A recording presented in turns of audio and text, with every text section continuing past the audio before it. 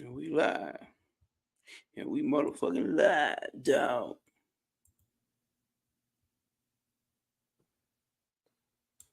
Get this shit over here on IG going live first.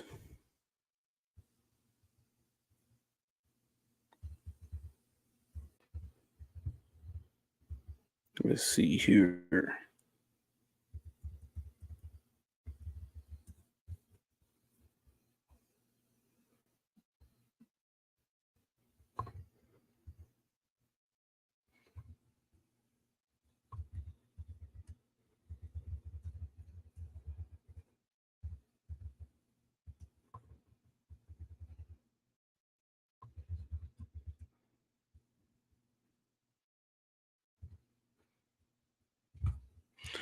Get this shit shaking. Get this shit popping. Get this shit popping, locking, dropping. Alright. We finna get this shit started, y'all. Had to switch my camera setup. Like, I don't know. I'm gonna be trying this shit out and we gonna get it together. Most important part, right, is that the information is put out. The conversations are had. The thoughts are being thought until thoughts can't be thought no more. What happens after thought? Is there a reality that comes after thought? Hey, what's happening here? Oh, we about to get started. Have you ever heard of Maya, the illusion? Oh, this word is illusion, this and this an illusion that. Well, we about to deep dive into that today. Nobody talks about that. Like everybody just treats it like it's this little cool little word to talk about, and we finna go in on them. All right. Now, oh, and then he got my camera on. Why is my mic muted over here? Oh, yes, you have. Okay, she has heard of the Maya, the illusion. Oh, my camera ain't even on the other way. Hold on, y'all.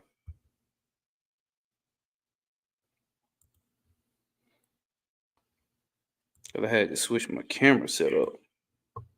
So today we getting into the illusion for real, for real. Why is it called the illusion? Yo, Mike. All right. We in here. So we gonna get past why people calling it the illusion. Like, what is it? Is it actually an illusion? I don't want to get too much away. Because this is actually a divine feminine principle. So if there's any ladies who's gonna come and tap in, this is divine feminine principle. And as my boy Mike Jack know, as anybody else should know, if they already follow me on any social medias, I'm about standing on principle. All right. Refine your standards, lower your expectations. Make sure your standards stand on principle.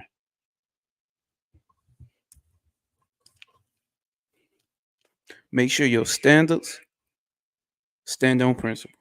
I don't know why it's echoing like that through my phone. I'm sorry. But we're going to make sure our standards stand on principle. We don't give a fuck about our feelings. We do give a fuck about our feelings. That's a lie. But the name of the game here is to stand on principle. And if you're standing on principle, you know that the divine masculine and feminine got you. Because they are principal. You see what I'm saying? Those are principles. So what are we doing today? We're about to tap into Maya, the illusion. We about to read, my nigga. Because I know us as black folks. Hell, know us as Americans. A lot of us don't like to read. We do. We reading some bullshit. We read a whole Facebook post, a whole Instagram post. But we won't read shit that has to do with the mind and evolving spiritually. That's what we're doing here tonight. If you are in here already, you know how this goes. I'm new to this, and I got to start getting used to asking y'all to like. Hit the like button, please. It's 3 people here. I know we can get 3 likes. I'm not really caught up in how big the goddamn the views are. I'm more caught up in the people that actually engage and show love. That's the type of nigga I am, so I know I'm receiving it back. God damn it. And when we do this shit, we gonna look back like a lack on 4 flats. Like, damn, how did we make it from that? Let's get started. Matter of fact, let's not get started. I'm finna get some water. Nigga is still a nigga. And what do niggas do? Niggas like to be unprepared. So give me a second. But yeah, close my mic so y'all don't be listening. I got a fart too, so I don't want y'all to hear all that. Hey, sunshine chick, what's going on? Guess what we reading? We reading Young Yoga. I got a different version though than what we have been reading with the Order of the Phoenix, sunshine chick. Wonder if it's different. This one here, Swami Vivekananda, Young Yoga. We about to tap in. So always over here, no obstacles will apprehend you. Prosper over pain. God damn, what book are you reading? And it's also in the descriptions too. I put it in the descriptions. The book. The book is definitely into the descriptions. Oh yeah, the Marani. I don't know how to pronounce your name, but over here you're gonna get some laughs. I'm a silly motherfucker. Let me go get my water.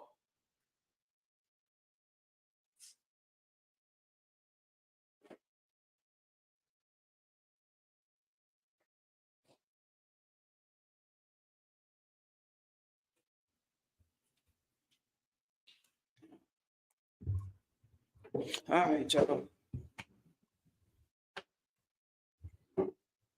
We about to tap in. Oh, I see some more people that came in, so let me show my face one more time for the because there might be a lot of newcomers that coming in, right? So over here, we gonna work on what everybody else talking about, bro. We tapping into principles. We want to make sure what we do is we standing upon principles. The name of the game here is no obstacles will apprehend you. Prosper over pain. The name of the game here is refine your standards and lower your expectations. Stand on principle. Sometimes you're gonna have a lot of the times you're gonna have to lose your emotions. Not lose, but stand outside of those emotions, right? You need your emotions, right? Filter through your five senses. We need that. But we also need to understand, that principle oversees all this. Like I said, hey, here's the principle. Here's some water, right? You see water? This is spring water made by whoever the fuck sprouts. And then you have sink water, right? Then you have alkaline water, the water that everybody wants.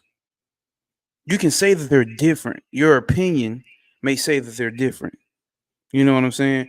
Or so and so facts may have been done and studies may have been taken that, hey, this water is not better than this water for you. Okay. But guess what? Those facts become opinions, or those opinions can become facts. Then those facts, what happens to those facts, y'all? 20 years down the line, we find out that's not facts no more. But what's the principle? Which will be the truth? What's the truth? The principle is H2O. On the molecular level, on the hidden level that you can't see with the plain eye, lies the truth, lies the principle. The molecular structure is one hydrogen, two oxygens.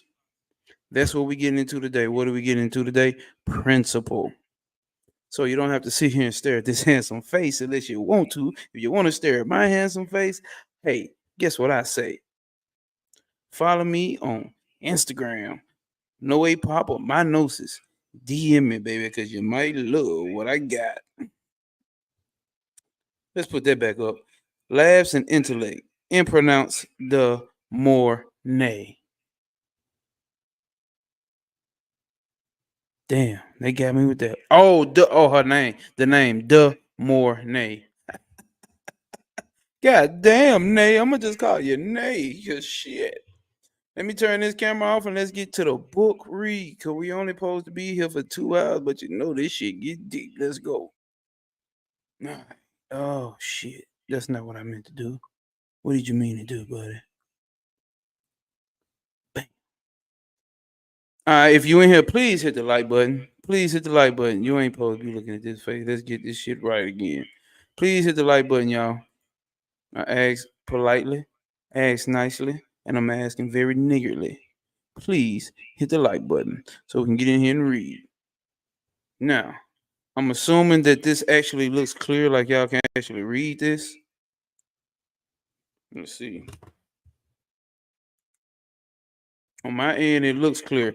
Drop something in the comments if you can read, if it's clear enough to read. Obviously it's a little slanted and crooked, but hold up.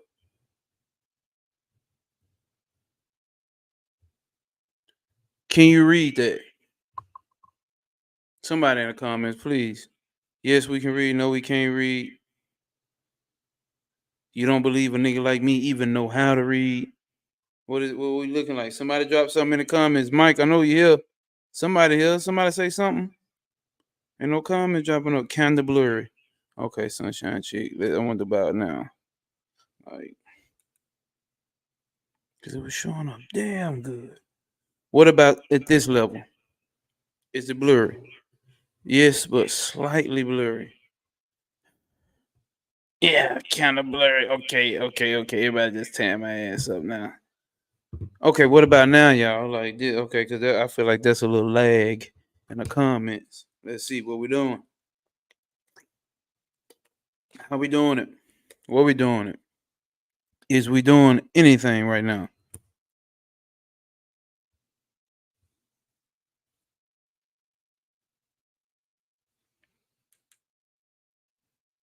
I think we good now. Ain't nobody said nothing.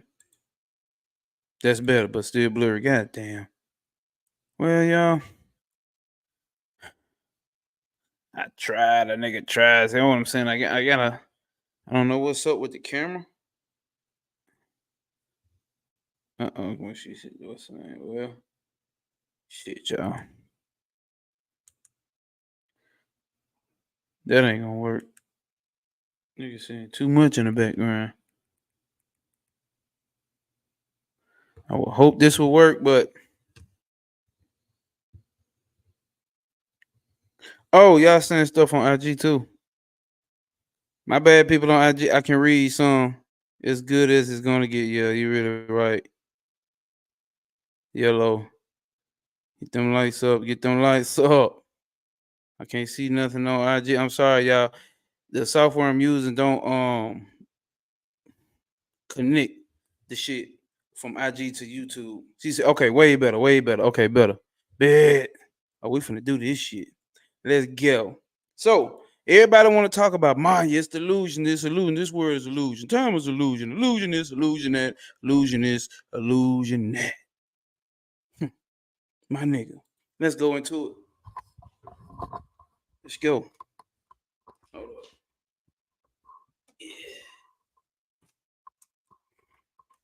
It says, and this is okay. Let me flip that page over though, so people can see who this is by. So this is about the great swami Vivekananda dealing with young yoga. I already gave a description of it at the beginning. Please, people. Please, people, bear with a nigga. Because I don't want to keep you here all night unless we got to. Unless y'all enjoying and I'm enjoying y'all.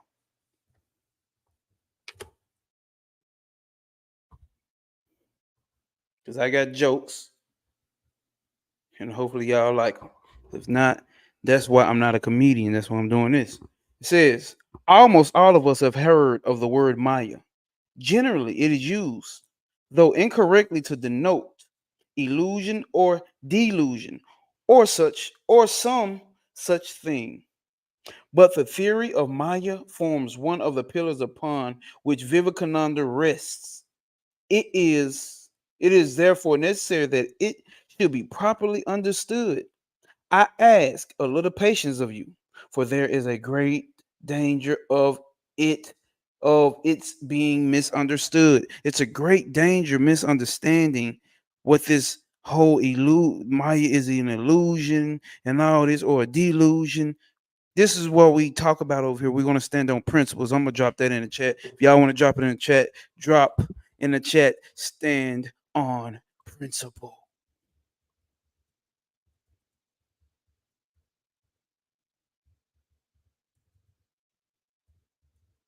God damn it. Fuck it. Y'all know what I mean. Stand on principle, right? Because we need to understand how to stand on principle so we can, if we got our definitions right, we got our terminologies right, we can move forward with a correct understanding of this spiritual shit. You know what I'm saying? I don't care how long you've been in here. All right, Mike. I don't care how long you've been spiritual. You can have misunderstandings of terminology. If you have misunderstandings of terminologies, how do you know what you're experiencing is actually what you're experiencing? How do you know if you're actually breaking it down? Hold up.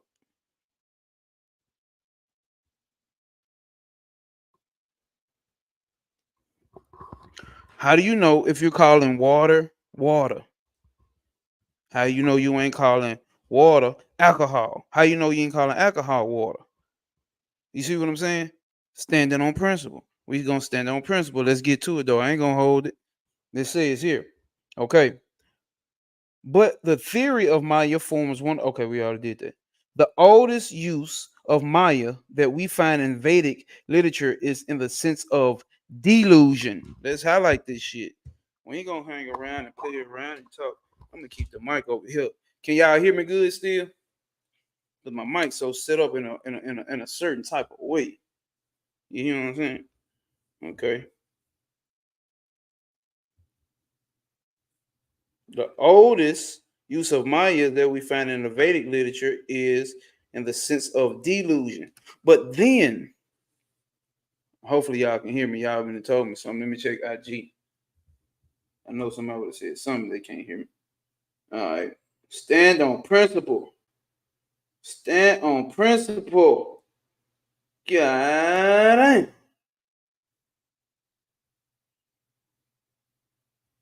All right. Okay, okay, okay. Heard. Okay, they can hear me. They can hear me.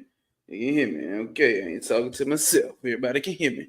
But then the real theory has to hold up. But then the real theory had not been reached. We find such passages as Indra through his Maya assumed various forms. Hold up. Here, it is true. The word Maya means something like magic. And we find various other passages where it also takes the same meaning. The word Maya then, hold up, the word Maya then dropped out of sight altogether. But in the meantime, the idea was developing. Later, the question we raised, why can't we know the secret of the universe? Listen here. Okay, listen. Check this out. It says, but in the meantime, the idea was developing. Right? Where everybody thinking it means some shit like dealing with magic or all this and that, we got other questions developing. And what is that? Later, the question was raised, why can't we know the secret of the universe? Now, this is why I said this comes into, all right, Mike. And then, see, we got resources. We got resources. Sunshine Chick dropped the PDF. I can't see it from over here. I guess it won't show me, but she dropped the PDF. Very resourceful. This is type of energy that we got over here. You did. Hold up. One more water. So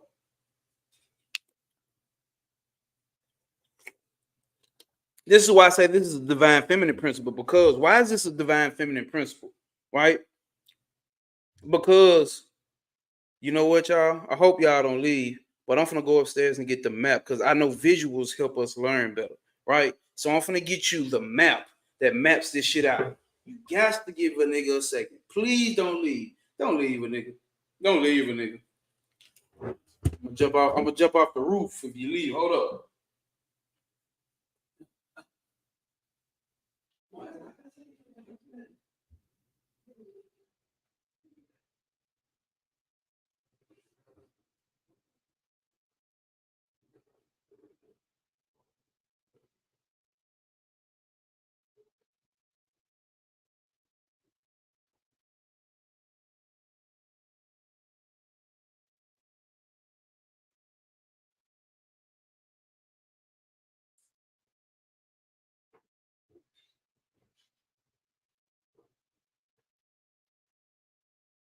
Y'all niggas better not look.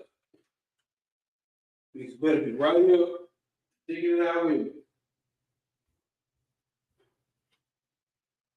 Oh, we still got power. Okay, Sunshine Chick. Okay. Appreciate that though, real shit. She came through. It may not show because on. Oh no, so what you mean it may not show up? Oh, it may not show for them. How the fuck do you set up mods and shit?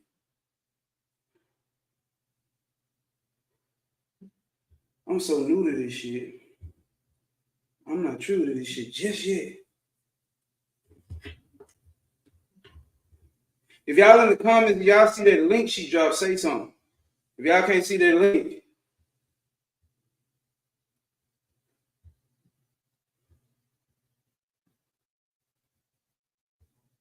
okay, well, I don't see no comments just yet. I think it's a lag on my end for when the comments come through. So, all right. Now, this is why I tell y'all Maya is a feminine principle. All right. Okay. They say no link. Damn. I'm sorry, y'all. I get better at that. We're figuring out how to have like moderators set up, especially as this shit grows, right? That way, because Sunshine Chick is very resourceful. If you don't know, I ran into her from Travis Majors, LVX 777. Like, comment, subscribe. I shade to the order of the Phoenix. So she's very resourceful. You gotta appreciate people like her. I love you, Sunshine Chick. Thank you. But a nigga got to figure out this moderator shit. I don't know how this shit work. All right, y'all. Let me get to it. Right. So the Maya is the illusionary force, and this is what was written in Top of Shooting. This is the infamous page 45 in the Top of Shooting. Right.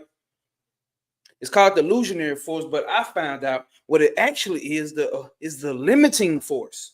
It's limiting. What do I mean by limiting? What do I mean by limiting? Because what's the question they ask? Why can't we know the secrets of the universe? If you get where I'm going, you get where I'm going. Here's Shiva and Shakti, the divine masculine feminine principle on the highest level. Then you have down here, that's a macrocosm and a microcosm. As above, so below, right? This is another tree of life, all right? If you heard of the tree of life, this is another tree of life. I'm trying to not get into too many side tangents because I can go on all day about that. But I call the Maya the illusionary force, right? Because up here, out of Shiva's pure consciousness. Shakti is pure energy, right? And then you got your Icha. I'm gonna fuck these words up, so don't hold me against me. Don't hold it against me, all right? Ichacha, which is the willing force, right? The power to will anything, right? Then the Kriya. See, these are actually different branches of yoga, but we'll get into that. Then Kriya, the activating force, right? And then you got Jung yoga, Jungya, which is what we're reading. We're reading Jungya yoga, which is knowing. It's called the knowing force. So what does this mean? This yoga that we're reading about right now is the yoga of knowing. Yoga means what? To unify. Right? Unity with the source, nigga. Knowing how to unify with the source. Or whatever you want to call God, higher self, whatever the fuck you want to call it. But then you can't have all this. So you down here somewhere, you trying to get up here, you can't get to it because why? Maya has created limitations. Maya's created limitations. And that's what we're going to get into today. That's what we're talking about here today. Is it limitations? Is it the illusion? I say limitation, but let's see. I haven't read this book yet. Let's read it. I mean, I ran through a couple pages like, damn, this would be some cool shit to read on Sunday service. Let's go. And the answer is given was very significant because we talk in vain. And because we are satisfied with the things of the senses, with your five senses, you satisfied with that shit. And because we are running after desires, therefore, we cover the reality. as it were, with a mist. Here, the word Maya is not used at all, but we get the idea that the cause of our ignorance is a kind of mist that has come between us and the truth. There's some type of mist that's come between us and the truth. Maya, you all the way down here. Really all the way down here. These the five elements, five senses. You all the way down here. Maya all the way up here. Then set limitations on your ass. You ain't getting none of all that up there. You hear what I'm saying? Yo, Circle of Mystics. This is my guy, Richard Tracy. What's happening, bro? What's happening? What's happening? All right. So you get this sense of mist blocking you from the truth, right? Here, the word Maya is not used at all, but we get the idea that the cause of our ignorance is a kind of mist that has come between us and the truth. Much later on, in one of the largest Upanishads, we find the word Maya reappearing. But this time, hold up. Let's see. I don't think y'all can see that from there. Hold up.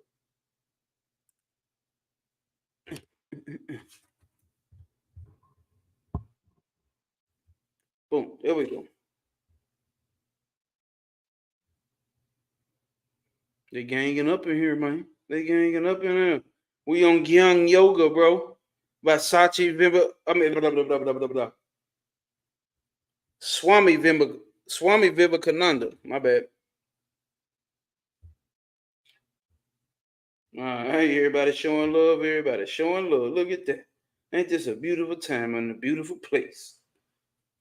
It says, but by this time, the transformation had been taking place in it, and a mass of new meaning had attached itself to the word. So by the time these Upanishads were found and discovered, people had already attached their meanings to the word Maya already. Theories had been propounded and repeated. Others had been taken up until at the last idea of Maya became fixed. We read in the Svita Asvatra Upanishad. I know that's one of the Upanishads, I just don't know how to pronounce it. So let's underline that so you can figure out one day how to say that shit the right way. There ain't no motherfucking way a nigga was gonna get that shit coming from the projects. Nigga already fucked up the way he talk. No. Okay, it says, okay, no nature to be Maya. Wrong. No nature to be Maya. And the ruler of this Maya, the Lord himself. Coming to the later philosophers, we find that this word Maya was manipulated in various fashions until we came to the great Sankaracharya.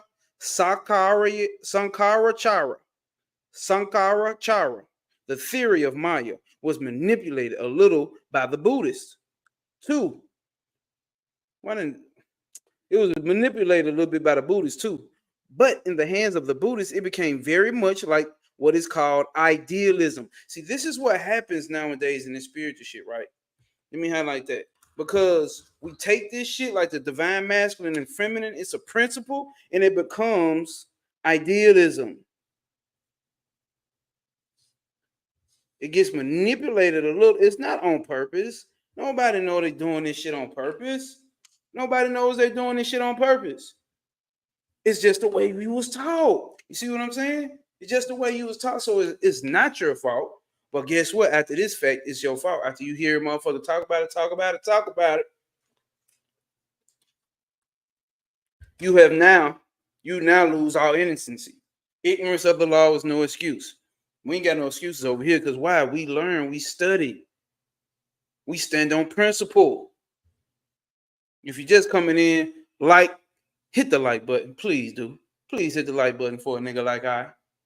Please hit the like button for a nigga like I. Not just because I asked you, but because we standing on principle. It's their own perception over the principle. That's it. And that becomes into the ego blocking. But man, we're going to get to it tonight. We're gonna get to it tonight. Cause that ego, man, listen here, we gonna get to the shit tonight. God damn. And it becomes very much like idealism. And that is the meaning which is now generally given to the word Maya. All right. When the Hindu says the word, says the world is Maya, at once people get the idea that the word is an illusion.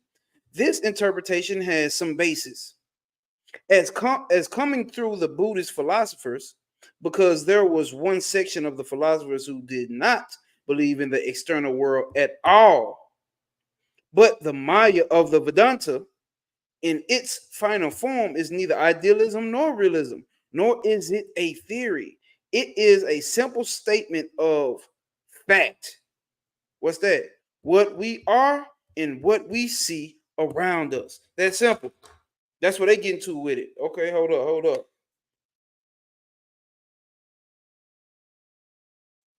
Damn,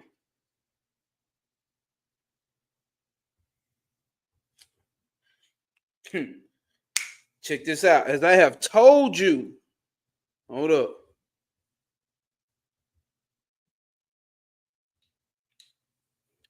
As I have told you before, the minds of the people from whom the Vedas come from. Hold on, here we go. As I have told you before, the minds of the people from whom the Vedas come were intent upon following principles. They were very intent upon following principles and discovering principles. They had no time to work upon the details or to wait for them.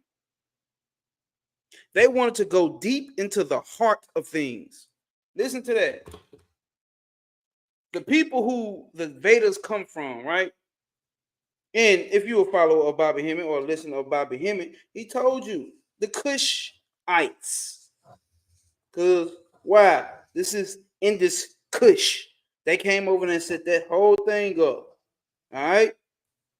Take it or leave it. If you don't believe it, it's cool. But these are the people that came over and set this up. We're going to read that one more time. As I have told you before, the minds of the people from whom the Vedas from whom the Vedas came, were intent upon following principles, discovering principles. Drop it in the chat. Stand on principle. Somebody drop it in the chat. Stand on principles. They wanted to go deep into the hearts of things. Something beyond was calling them, as it were, and they could not wait. In the Upanishads, we find that the details of subject. Hold up, where we go? I hate that I'm in this position. I gotta stand up, and the way my camera's set up, man. I'll get better though. One day it'll get better, but we're gonna strain and stress for what we got to do. Something beyond was calling them, as it were, and they could not wait. In the Upanishads, we find that the details of subjects which are now dealt with by science are often very erroneous. But at the same time, hold up. When we dealing with scientists, sometimes this shit is very erroneous. But at the same time, hold up. I definitely feel like that shit blurred. Hold up, y'all.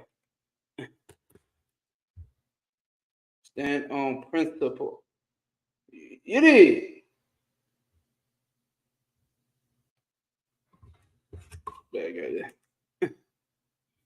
Well, I guess that's the way we're gonna be looking at it. All right. What did it say? But at the same time, the principles are correct. What they saying may be erroneous, but they principle, they foundation with some of the science may be correct. It says, for instance, the idea of ether, which is one of the latest theories of modern science, is to be found in our ancient literature in a form in a form much more developed than this modern scientific theory of ether today. We know that, right? Everybody know the spiritual shit been on point. Stand on principle. Everybody know the spiritual shit been on point. These scientists just now figuring this shit out. And Vivekananda, I think this nigga was alive in the 1900s, like the early. I think he died in like 1910 or something like that. This ain't no new shit, y'all. Slavery probably was just over about 30 years when this. Okay, hold up. This say Swami Vivekananda's public life covered a period of 10 years from 1893, nigga, to 1902 when he gave up his mortal body. This nigga was dead in 1902 before Nation of Islam even touched down over here. You know what I'm saying? Before niggas still on that J-Man pack, on that Jesus pack. You know what I'm saying? And righteously so for the time being. Right? So we got to know what we talking about here. This over 120 some years old. What we read right here. This is him speaking about this shit. Obviously, the text and what he's speaking on, the principles he's speaking on, is thousands of years old, right? All right. For instance, the idea of ether, which is okay, we already read that. But let's read it again. For instance, the idea of ether, which is one of the largest theories of modern science, is to be found in the ancient literature in a form much more developed than this modern scientific theory of ether today. But it was only a principle. When the Vedic thinkers tried to demonstrate the principle, they made many mistakes. Check this out. When the Vedic thinkers tried to demonstrate the principle, even them, they made many mistakes. The theory of the all-pervading life principle, of which all lives in this universe are but differing manifestations. You hear that? Everything in this motherfucker ain't nothing but different manifestations of the same thing. Was understood in Vedic times. It is found in the Brahmins. There is a long hymn in one of the Shmitas in praise of prana, of which all life is but a manifestation. By the by, it may interest some of you to know that there are the theories in Vedic philosophies about the origin of life on this earth, very similar to those of which have been advanced by some modern European scientists. You, of course, all know that there is a theory that life came from other planets. It was a settled doctrine with some Vedic philosophers that life came in this way from the moon. Stick with me. Where y'all going? Oh, y'all leaving. Y'all lying. It's all good though. We find the Vedic thinkers very courageous and wonderful, bold in propounding large and generalized theories. Their solutions of the mystery of the universe from the analysis of the external world was as satisfactory as it could be. The detailed workings of the modern science do not bring the question one step nearer to the solution. Because the principle propounded by the Vedic thinkers failed. If the theory of ether failed in ancient times to give a solution of the mystery of the universe, working out the details of that ether theory will not bring us much nearer to the truth. If the theory of all pervading life failed us as a theory of this universe, it will Oh. Well, we know who here. We know who here. Okay. If the theory of all pervading life failed us as a theory, is it? I feel like it's blurry, y'all. Hold up. No, that ain't too blurry.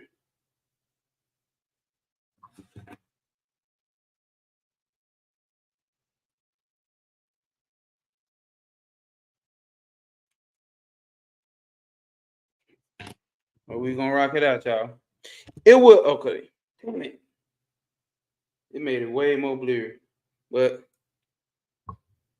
that's because I'm using my webcam, y'all. If I could use my phone camera, I just don't think it'll be. I think it's not showing up.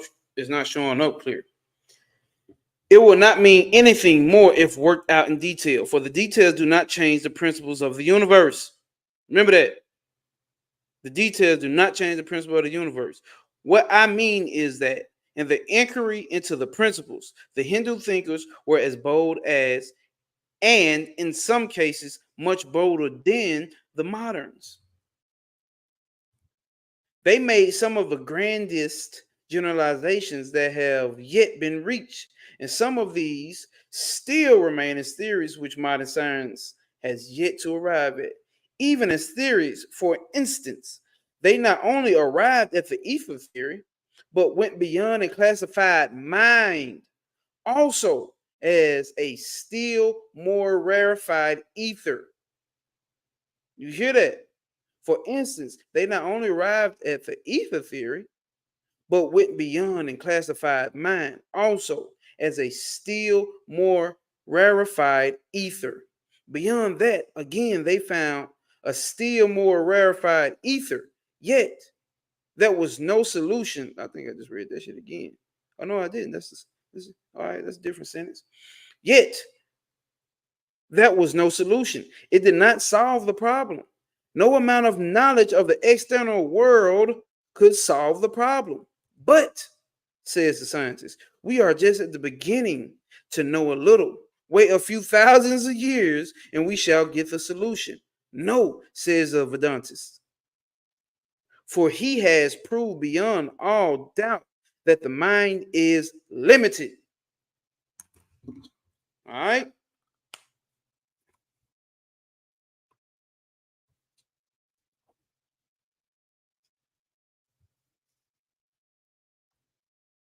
The mind is limited, that it cannot go beyond certain limits, beyond time, space, and causation. Back to this, y'all.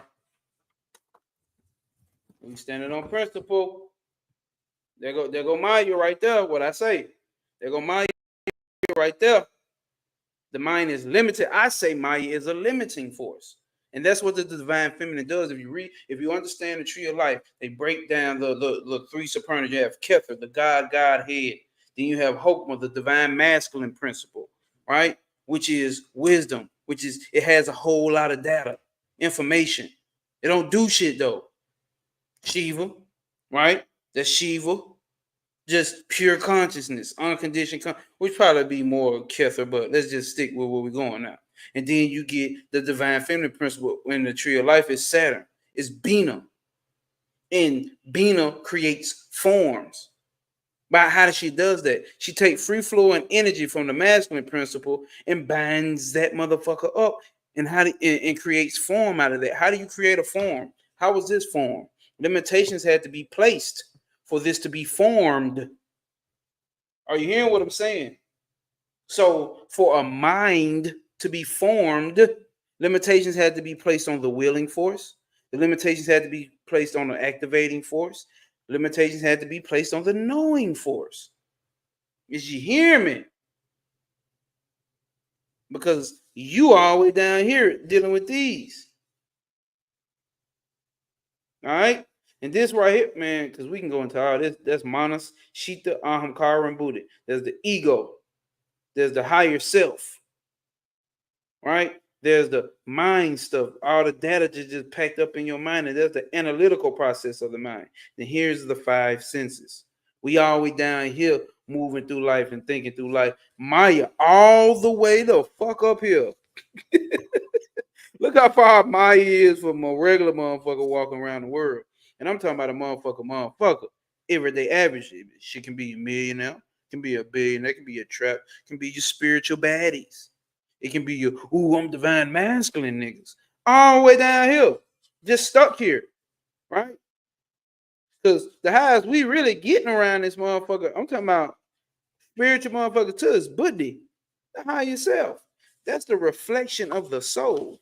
And look what that is, the individual soul, Purusha, Prakriti. That's Samkhya philosophy. Huh? That shit all the way down here in the macrocosm. The Maya illusion still up here. So understand the individual soul. An individual soul itself is an illusion. There is no individual soul. It's all one. All this shit is one. Shakti Shiva is one. But out of them comes separation. This is where duality starts coming in. You see what I'm saying? This was Maya force starts coming in. That's where the divine feminine started playing the game with your ass.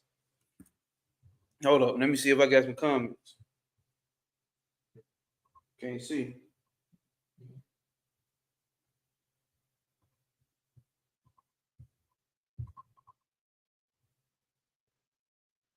Oh shit. It's blurry but clear enough to see as we read with you. Okay, y'all. We still doing the read on, but it's blurry. Damn, man, I hate that, y'all. I gotta figure out a better system to get this shit standard. The details do not change the principles of the universe. Check here. All right. Let's see what IG got before we continue. IG probably ain't got nothing, and that's cool because everybody is over here. Anyway, I think I forgot I'm live on Facebook too, but we ain't studying none of that. Let's do what we do best, and what's that? Don't stress. God damn it. And look how blurry that shit is. I'm sorry, y'all. I just wish I knew how to.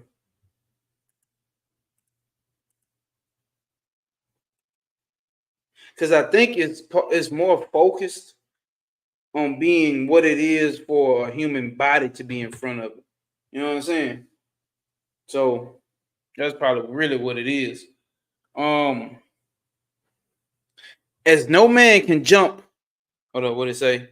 As okay, we down here. As no man can jump out of his own self, no man can go beyond the limits that have been put upon him by the laws of time and space.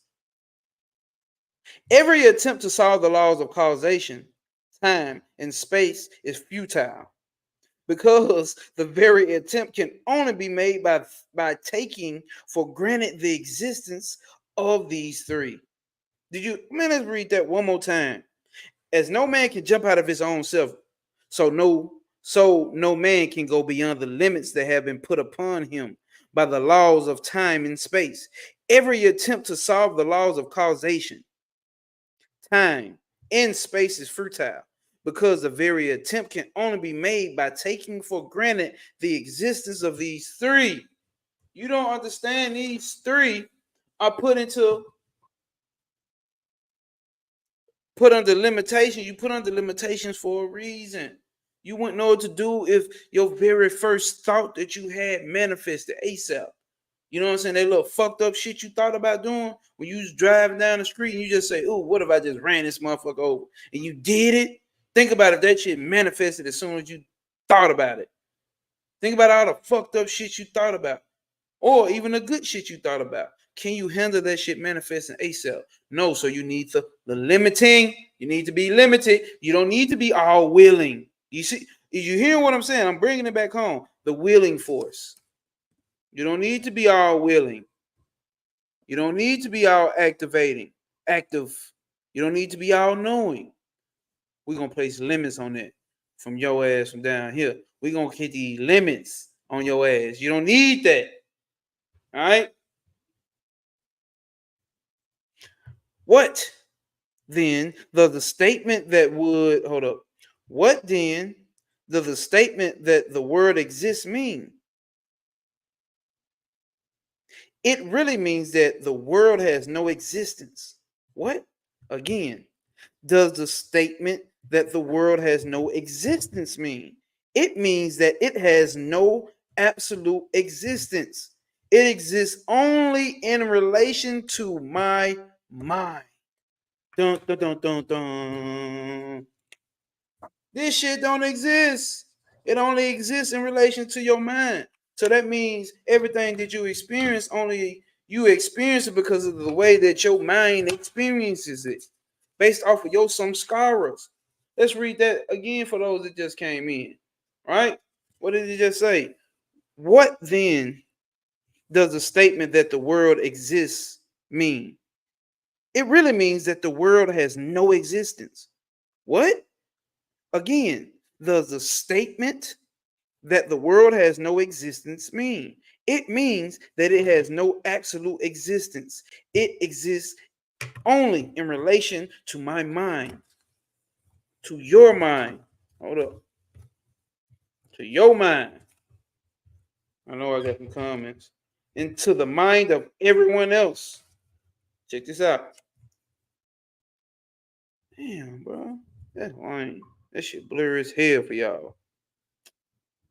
We see this world with the five senses. But if we had another sense, we would see in it something more. We see this world with the five senses. But if we had another sense, we would see it in something, we would see something more. Oh, they ain't got the other injuries on here. I was gonna show y'all. Let me read the comments. But you got to think about it. Everything we experience in this world is through the five senses. But the five senses only exist down here in this part of the world. Damn, I wonder what y'all laughing about. I don't know what the fuck I said. But only exist down here. Your five senses only exist down here. This is where you at down here. Five elements, five senses. All right? That only exists all the way down here. So everything you can ever experience is all everything that you can ever experience and what you have the capacity to experience it with is down here. How the fuck you getting all the way up here? When the only tools you got to use to experience shit is all the way down here. You can't get past this shit. Hell, we ain't getting past this shit. The Buddha, the higher self. The Buddha, the higher self. That's the ego up here. Then here go the soul right here, the individual soul at that. But the ultimate Shiva and Shakti is all the way the fuck up here. You gotta go. Come on, man. You got the five Konkuchas. You know what I'm saying? Hold up. No, that shit too far away. Y'all gotta be able to see something. What's that? Or seven senses. I'm not knocking. Let's stop though, Mike. Let's not go any further. Let's stick to basic shit. Mike. All right, Mike. Come on down with it, Mike.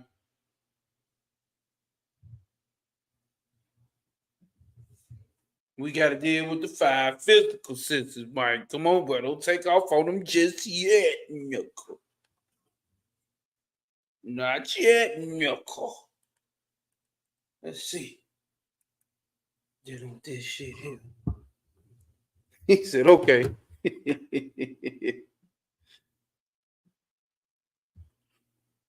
Damn, y'all. I hate that this shit. Yeah, we ain't going there yet, though. No, we ain't going there yet. Yeah. Another time, another day, another dollar. We will. We shall. Let's see, though. This is what happens when you try to do shit with a webcam. The webcam itself says, buddy, I think I just need to leave it alone. Where I was at with it, y'all still here rocking out with me anyway. So, all right. With this, we see the world lit.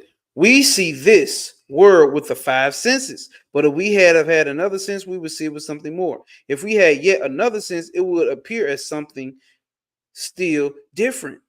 It has, therefore, no real existence. It has no unchanged. Listen, that's how you know it's not real. Because it changes depending on what the fuck and who the fuck looking at it. All right? If we had yet another sense, listen, if we had yet another sense, it would appear something still different. It has therefore no real existence. It has no unchangeable, immovable, infinite existence. Ain't that what we say in the hood? Keep it real, bro. We don't never change, bro. I don't never change, bro. Real niggas don't change. We stay the same. We don't never change, bro. But that's a lie in this reality. One of the laws and the principle of this universe is constant change. All right? That's how you know it ain't real. Because it keeps changing. And depends on who looking at it is classified as something different. What the fuck is up with that? What the fuck is up with that? Right? Nor can it be said to have non-existence, since it exists and we have to work in and through it. It is a mixture of existence and non-existence. Think about that shit. Think about that shit. Hey, now that's facts. Come on, Richard Tracy. Circle of mystics. What did he say? Exactly. The only thing that stays the same is that everything changes. That's the only thing that stay the same. What stay the same? Change. So you mean change? Stay the same? Yep, that don't change. Change don't change. It's gonna always change. See that nigga at the store asking for $1? Give him some change. The change don't change. Lame ass nigga. Nor can it be said to non-existence, nor can it be said to have non-existence, since it exists and we have to work in and through it. It is a mixture of existence and non-existence, coming from the abstractions to the common, everyday details of our life. We find that our whole life is a mixture of this contradiction of existence and non-existence. Can you hear this? Please pay attention to this.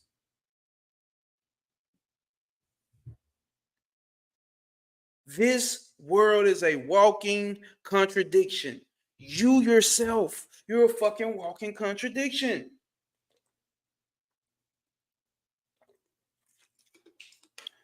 Damn, I just wasted a lot of damn water. Good thing y'all can't see that.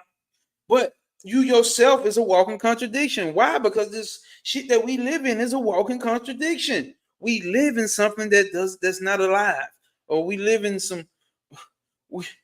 We treat this world as some real shit, and it's not real, man. Fuck it, man. You niggas get what I'm saying. All right. This world is a walking contradiction of existence and non-existence. There is this contradiction in knowledge. Check this out. Oh, check this out. Check this out. There is this contradiction in knowledge. It seems that man can know everything if he only wants to know. But before he has gone a few steps, he finds an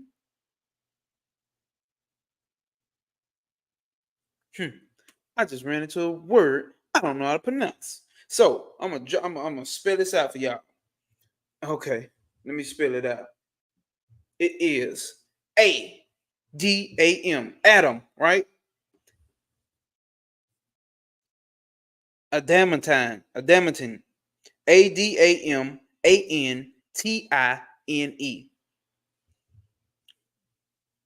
What the fuck ever that means. Hopefully y'all can find that and come back and drop that in the comments. It says there is this contradiction in knowledge. It seems that man can know everything if he only wants to know.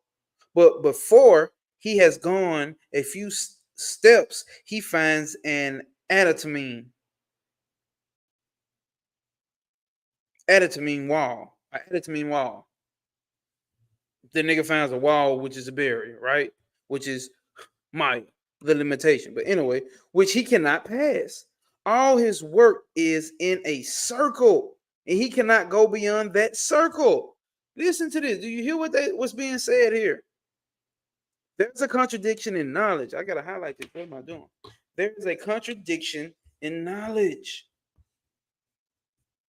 It seems that man can only know everything if he wants to know. But before he has gone a few steps, he finds the adatamine wall, which he cannot pass.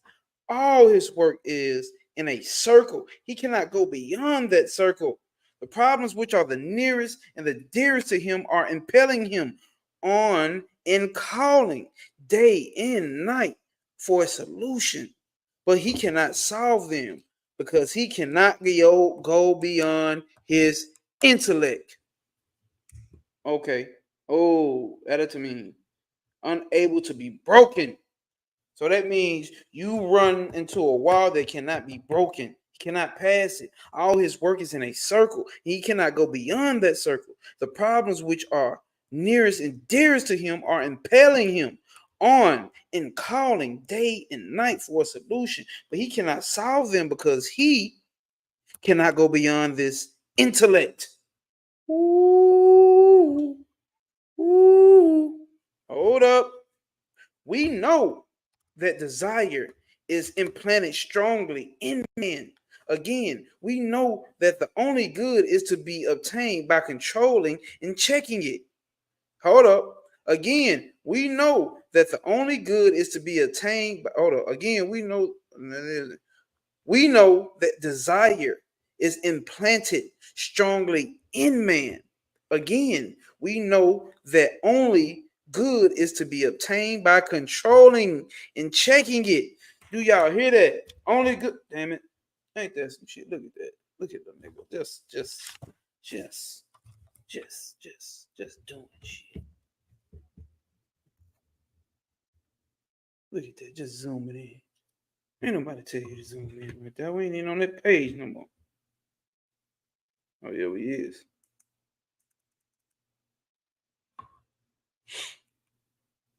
Okay, what it say though, y'all? Oh, yeah, with it. All right. We know that desire. Okay, we already get that. Again, we know that only good is to be obtained by controlling and checking. And checking it. So you got to control and check your desires. It's not about not having desires. It's not about, I hate that what I'm talking about. Hold up. Reminds me of the ring pass. Not that's, there you go. If y'all have not read, man, it's a book called The Cosmic Doctrine by Dion Fortune, one of the greatest fucking occult books I've ever read.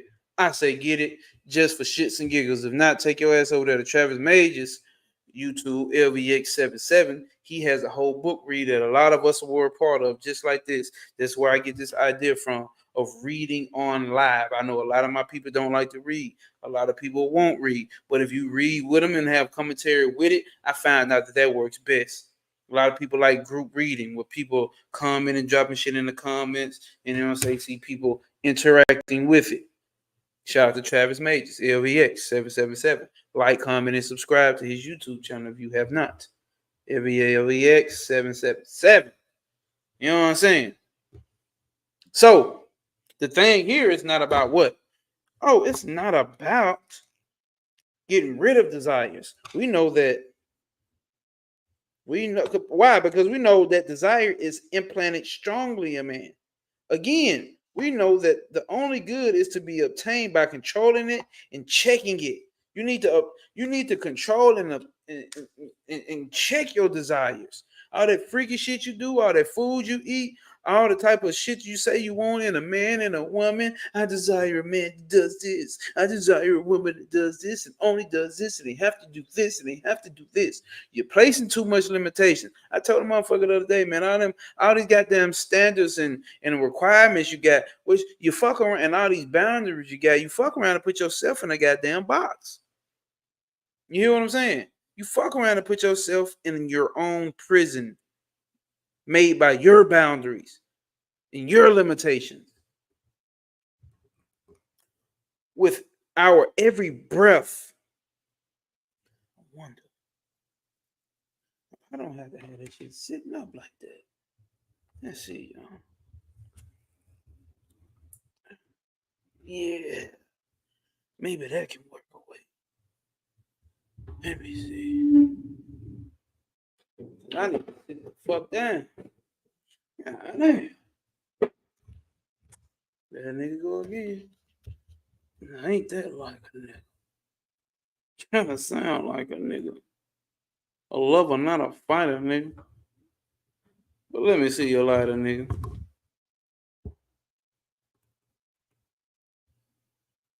Wonder if that's a good way for y'all to see this shit. Probably not either. Let's see if we can shift. Well, I forgot you can move shit around. I ain't gotta be so stiff.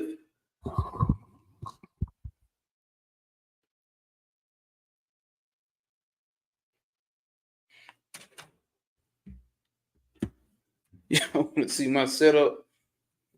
It don't matter. Oh damn. You can't see me because I got this shit set up. Hold up, y'all. I guess it would be nice to see the face of the nigga. We got all this shit going sometime.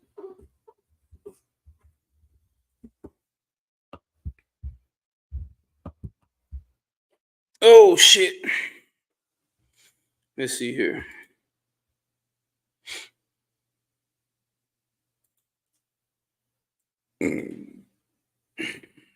Howdy, folks. It's I.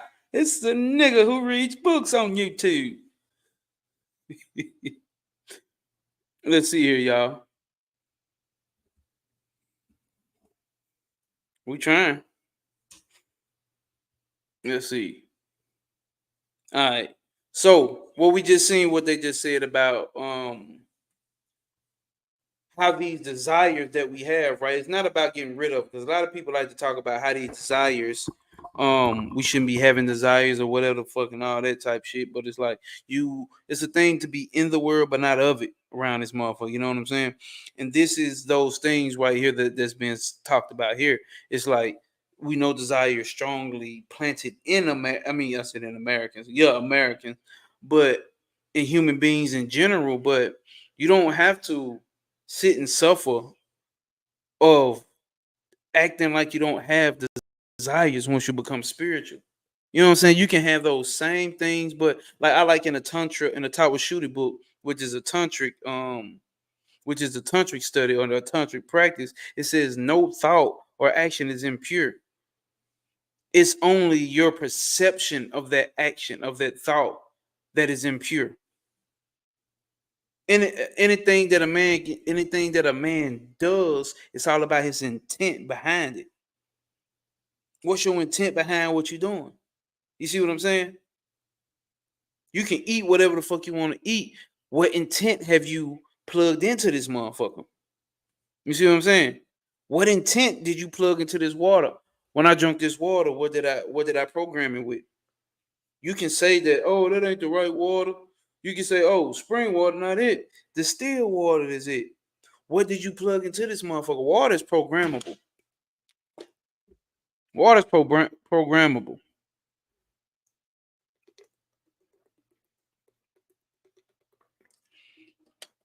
What Richard Tracy just say? What Circle of Mystics just say?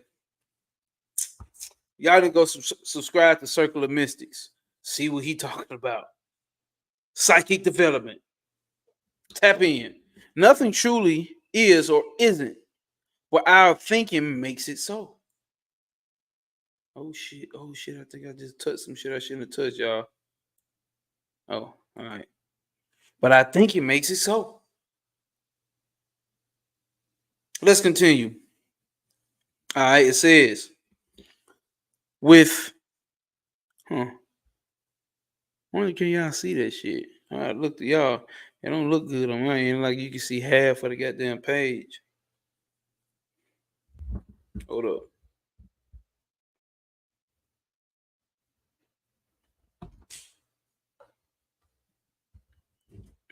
I'm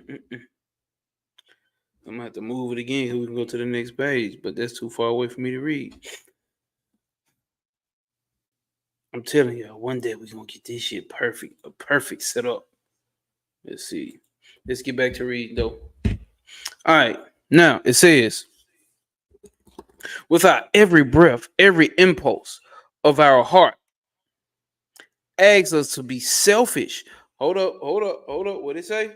What did she say? Without every breath, every impulse, or our heart asks us to be selfish. At the same time, there is some power behind us, which says that it is unselfishness alone, which is good. Let's read that one more time.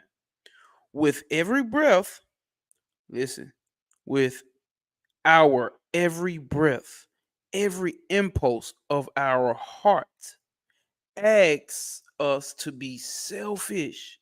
It's your nature as a human being to be selfish.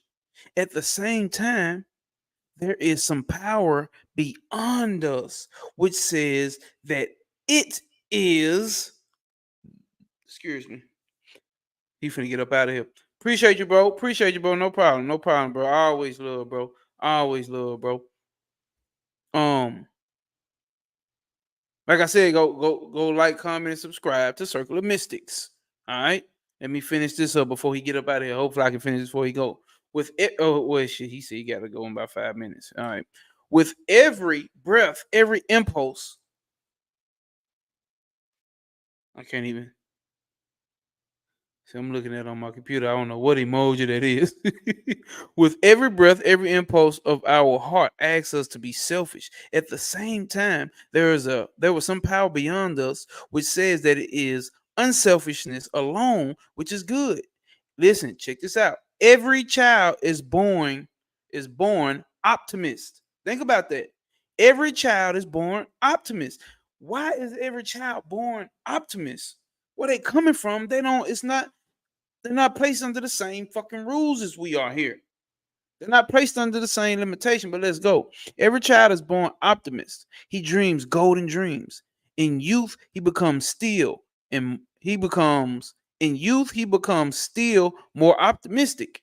It is hard for a young man to believe there is a such thing as death, such a thing as defeat or degradation.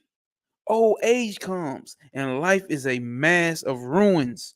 Dreams have vanished into thin air. And oh, this is where the book just finna start getting good, y'all.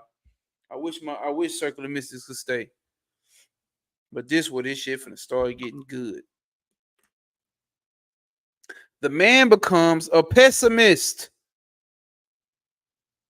The young boy who was so optimistic, didn't believe death and this and this and that, he becomes a pessimist. Thus, we go from one extreme to another. We with the pendulum swinging from the right to the left. The law of rhythm, that's a principle. We standing on principle. Checked out what's being said here. Thus, we go from one extreme to another. Buffed, buffeted, buffet, buffeted by nature, without knowing where we are going. Now, let me tell them, motherfucker, you be thinking you be knowing how life gonna work out, but you don't be knowing. You don't be knowing, bro. This should be playing out in so many different types of ways. That's why I be trying to get motherfuckers to understand, bro. This shit ain't written in stone. Your ass better stand on principle. When you're standing on principle, you're gonna last way longer than other motherfuckers out here because they crashing out every day. I am reminded of a celebrated song in the Lalithya Vistra, or biography of Buddha. Buddha was born, says the book, as the savior of mankind, but he forgot himself in the luxuries of his palace. Some angels came and sang a song to rouse him. And the burden of the whole song is that we are floating down the river of life, which is continually changing with no stop and no rest. What then are we to do? The man has enough to eat and drink, is an optimist. Check this out. Full circle, back to everything, how everything changed. Come on, motherfucker, sticking it out. Nay Murphy sticking it out here. She here. Please, I hope you're a she. Why I keep saying she? Please forgive me if I'm wrong.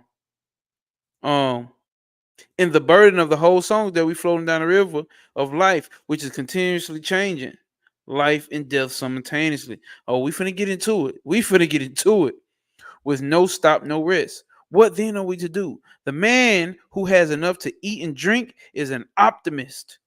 That's why I tell motherfuckers, look, man, let me turn this camera around my face. Look, man, say, man, hold up.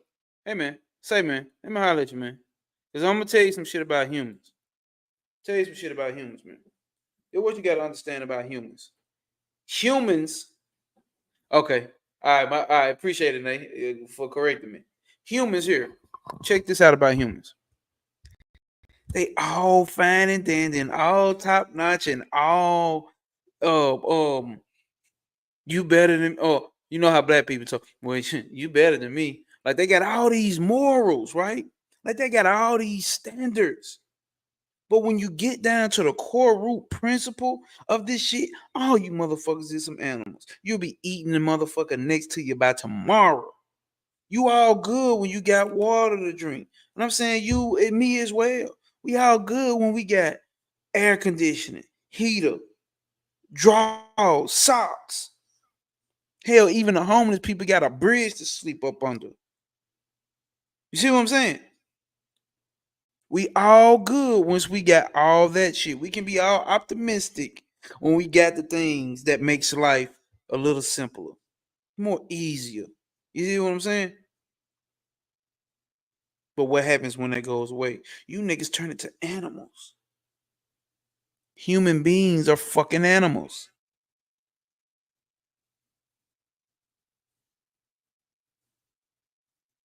Is niggas not animals? And I mean niggas and wiggers. Niggas and wiggers is animals on a very basic level of nature. We're not talking about the ones that have been so spiritual and more tapped in, and we ain't going there. We're talking about on a basic principle, standing, understanding. The human body is nothing but an animal. Let's get back to it and see what they talking about here. Oh, y'all see my setup. Y'all see my setup. Y'all nosy. But if you're sticking with me, don't matter. It says,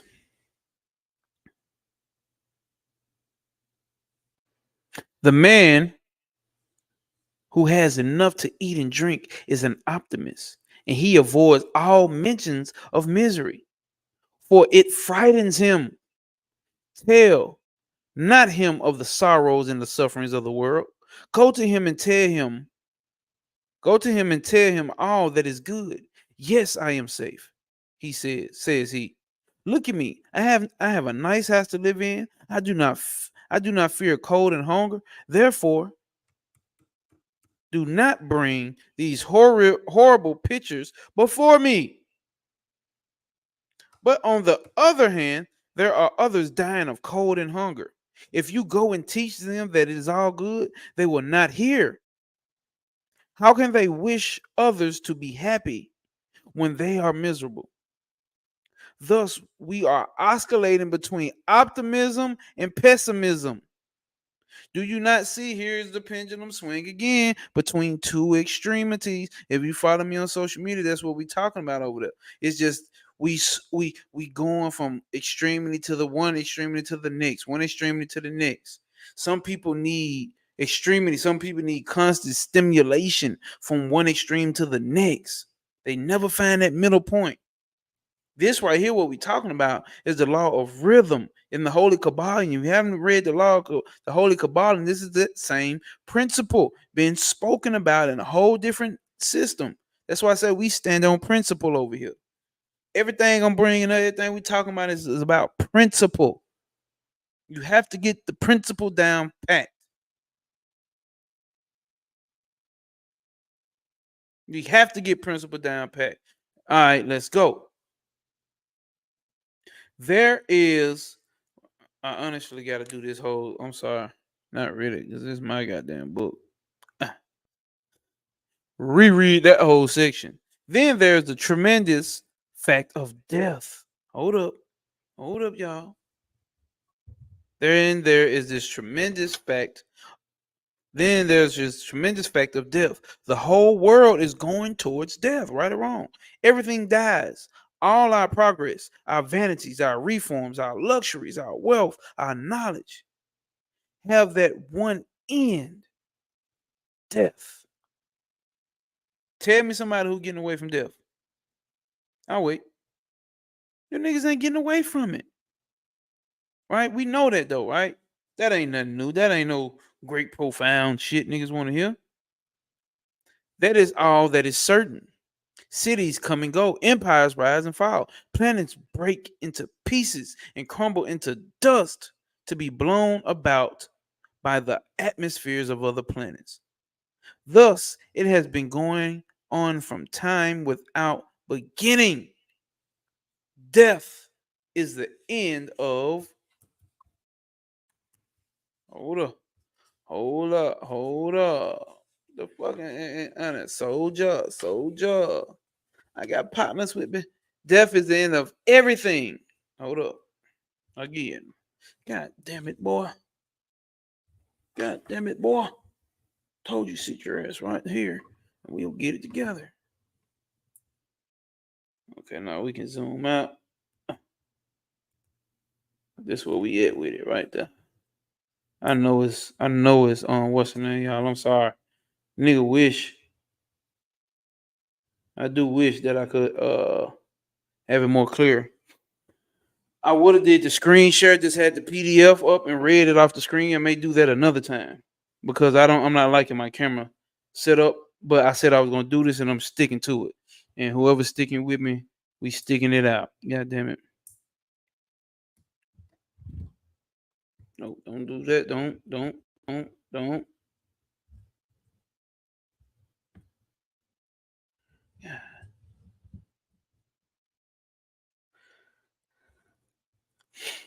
Every death is the end of life, of beauty, of wealth, of power, of virtue too. Saints die and sinners die. Kings die and beggars die. They are all going to death. And yet this tremendous clinging to life exists. That's why I tell you, you niggas think you done with motherfucking you motherfuckers think you non-attachment, non-attachment, non-attachment. Nigga, you still clinging to shit. This is what non-attachment is really about. The facts, the message coming through, regardless though. Appreciate that. Appreciate that. Appreciate that, Nate. Straight up. Nate, if you're not following me on Instagram, please follow me on Instagram. That's my name right there. No Way Pop. Put the number 1. No Way Pop. Or you can find me on my I gotta promote this page. My bad. Follow me up with my Gnosis. Or both. I don't give a fuck. It's all love here. You sticking around. And I fuck with that vibe, that energy. This shit ain't for everybody. You know what I'm saying? But we gonna keep going. She already said that the message is coming through. We clinging to this shit over here though, y'all. Is y'all peeping that? You peeping how we as humans we cling to this shit. You think you non-attachment because you let motherfuckers walk out your life and that's it. You know what I'm saying? You ain't attached to them. But your ass attached to breathing, ain't you? Bitch, your ass stop breathing right now. Forever. You ain't you attached to that though, ain't you? You unconscious attachments. You attached to your heart pumping. You ain't thinking about these attachments though. I'm talking about a deep level of shit. Yeah, but we got yes, that's attachments too. They are all going to death, and yet this tremendous clinging to life exists. Somehow, we do not know why we cling to life. We cannot give it up. And this is Maya. Ooh. And yet, tremendous clinging to life exists. Somehow, we do not know why we cling to life. We cannot give it up. This is Maya. All right? Listen. A mother nursing her child with great care. All her soul, her life is in that child. The child grows. The child grows, becomes a man, and perchance becomes a blackguard and a brute, kicks her and beats her every day. And yet the mother clings to him. And when her reason awakes, she covers it all up with the idea of love. Woo! She little thinks that is, hold up. She little thinks that it is not love, but something else, which has got hold of her nerves and which she cannot shake off. However, she may try. She cannot shake off the bondage she is in. Go back and watch my other YouTube video I got called Bondage and Liberation. It's in the live section. Go to my page, go to YouTube, go to my page, go to live. Every reasonable man sees that his chance is perhaps, oh damn, I missed something. However, she may try, she cannot shake the bondage she is in. And this is Maya. We are all running after the golden fleece. Go read Jason and the Argonauts. Every one of us thinks that it will be his. Every reasonable man sees that his chance is perhaps 1 in 20 million. Yet everyone struggles for it. And this is Maya. Oh shit, y'all can't even see the page. I'm all the way down here.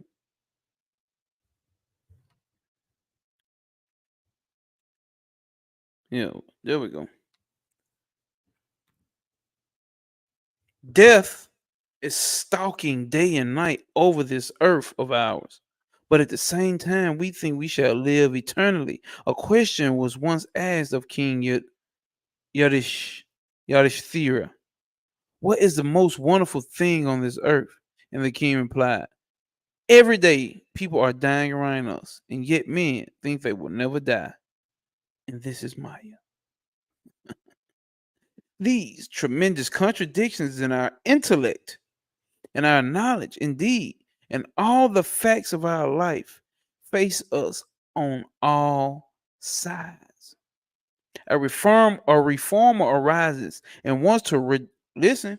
Check this out, revolutionary motherfuckers. A reformer arises and wants to remedy the evils existing in a certain nation, and therefore we finna get into some shit. We need you to pay attention to where we going with what Maya is, y'all. This ain't some cutesy shit that they be saying. Man, come on, man. Shit. Motherfucker. Hey, motherfucker. I guess that's the closest I can get to motherfucker. Hey, god damn it. Nigga gonna still read. They read. I gotta read it anyway, god damn it. Let's see. Oh, actually, may be clear on their phone, on their end. And before they have been remedied, 1,000 other evils arise in another place. Listen, a reformer arises and wants to remedy the evils of and evils existing in a certain nation. And before they have been remedied, 1,000 other evils arise in another place. You niggas trying to say some shit, 1,000 more evils gonna rise at the exact moment where you just took down 20,000. Another 1,000 gonna pop up. It is like an old house that is falling. You patch it up in one place and then the ruin extends to another. In India, our reformers cry and preach against the evils of enforced widowhood. Do you hear that? In India, our reformers cry and preach against the evils of enforced widowhood. In the West, non-marriage is the great evil.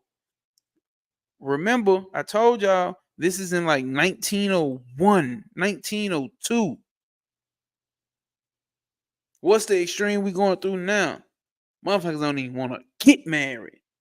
You see what I'm saying? Motherfuckers don't even want to get married no more.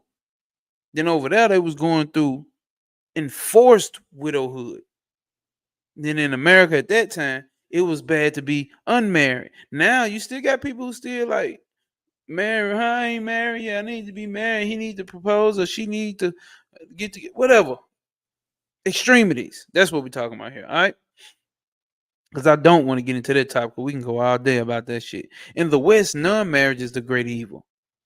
Help the unmarried one on one side, they are suffering. Help the widows on the other end, on the other, they are suffering. It is the chronic rheumatism you drive. You drive it from the head and it goes to the body. You drive it from there and it goes to the feet. Reformers arise and preach that learning, wealth, and culture should not be in the hands of a select few, and they do their best to make them accessible to all. These may bring more happiness to some. Check this out. But perhaps as culture grows, physical happiness lessens. You don't get it. Like they get to it though, y'all. Save the earth. Teach the youth. The youth needs to be taught, and that's what'll help us do generational wealth. That's what'll save the future of the planet. Clean up the green. Go green. You might leave after what I'm saying. But this is what this is saying. This is ancient knowledge. This is getting understanding. You have to get a real deal understanding of what the fuck you live in. This is not saying don't have compassion for your fellow human being next to you. Namaste, nigga. Is it not written in your law that ye are gods, nigga? But you need to understand the nature of your reality. You need to understand the principle. So reformers arise and preach that. Listen, this is 1902. He was saying this. You niggas is still saying the education. Listen, reformers arise and preach that learning, wealth, and culture should not be in the hands of select few. Right? We want better education for our kids. This is 1902. This man wrote this or spoke this. At least he died in 1902 or 1905. Listen, it's 2024. Niggas still yelling the same shit. That's 120 years, nigga. 24. 120. Whatever. You do the math. Got probably older because he died in 1905. And niggas was talking about that back then. That's what people, why you not voting? Vote. Vote. What is you niggas talking about? Let's see the comments.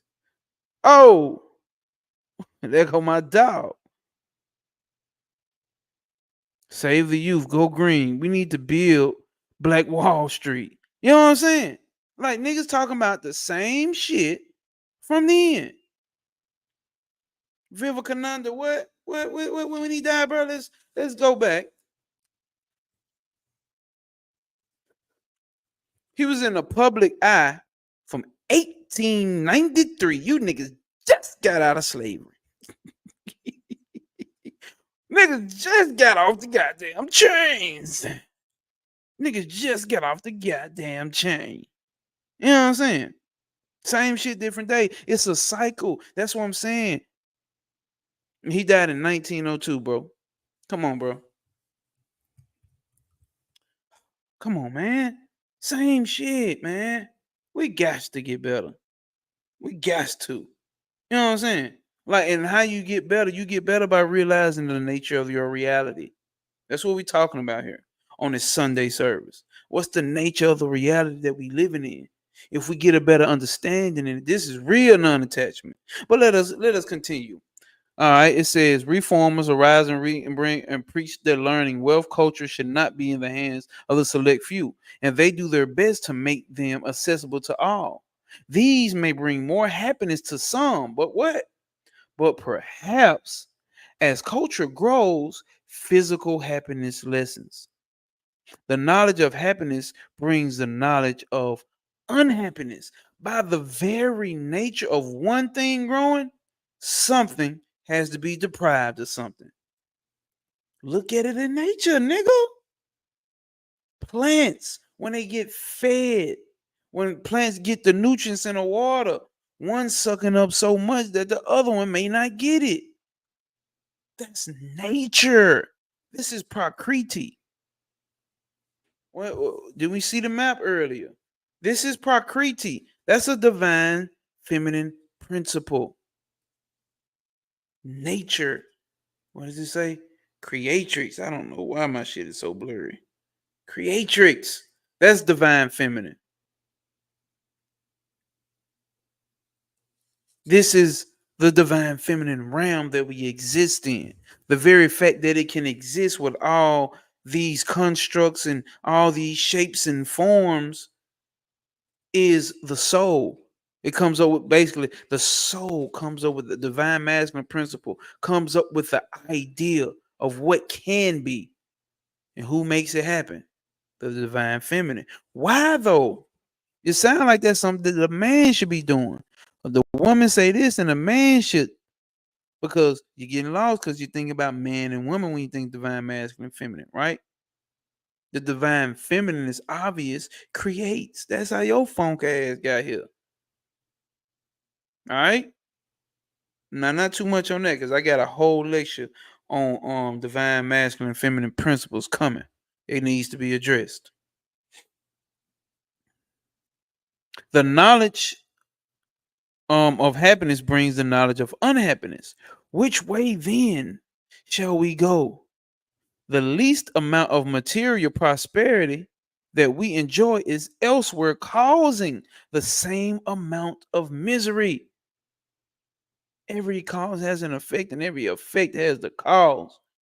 And when you understand Prakriti, what's being said, the effect is already coming prepackaged in the cause. It's already prepackaged. They come together. Did I show this one?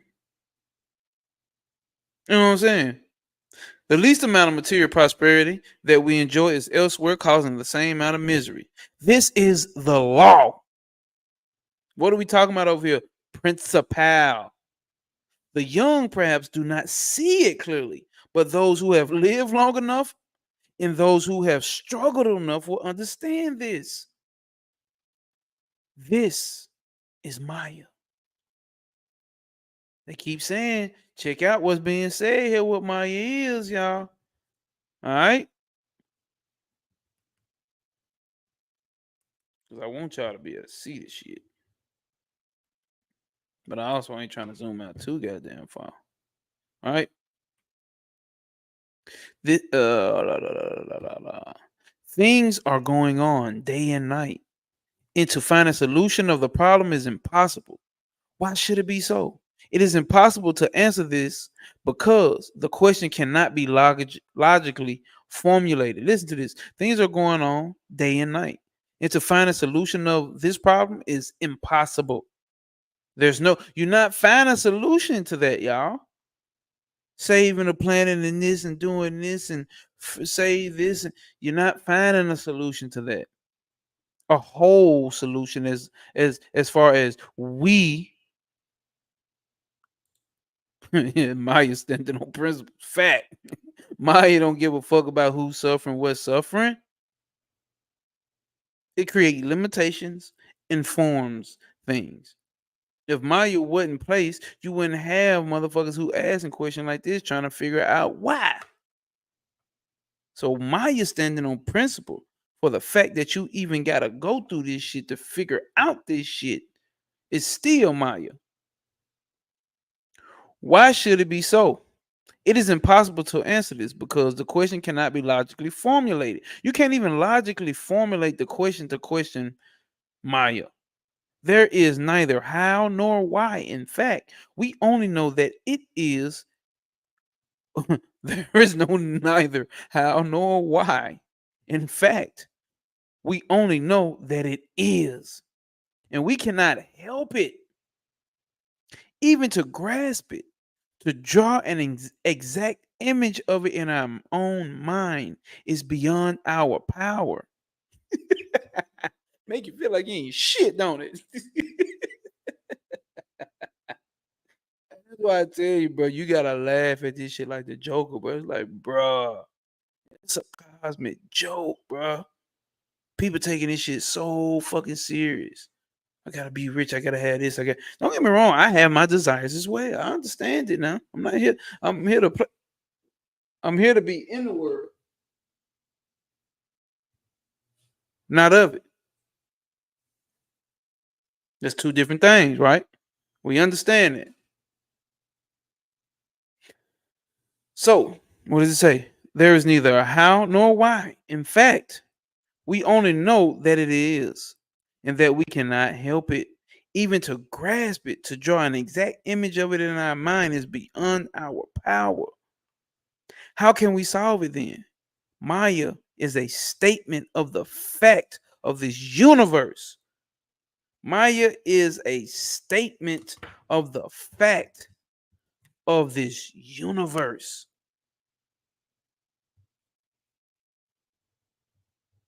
Of how it is going to go. When you show up, hey, this how this shit gonna go. I know you thought it was going another way. Hey, come in and sit down. Look, all right, got y'all. Now that I got y'all here on this earth thing, look, this how this shit gonna go. People around in the background playing, they ain't paying attention, they don't know what's going on. It don't matter. People in the motherfucker in the front paying attention, these the occult students. These the spiritual students. They paying attention. They trying to get this shit breaking. Now they still don't get it, but they hear it first. The ones in the background, don't know what the fuck going on. They just playing around. It don't matter because principle's still gonna stand on principle. People generally get frightened. What they get frightened about? I thought we were done. Ooh, we Maya ain't no joke. Ooh, we Maya ain't no joke. Ooh, we Maya ain't no joke. Might have to finish next week. Depends on how far we go. Let's see. Depends on how many people stick with me. People generally get frightened. And when they are told about these things, hold up. Uh-oh. You niggas that love to go tell people about this shit. You love to go tell some niggas. Oh, damn, I can do all that.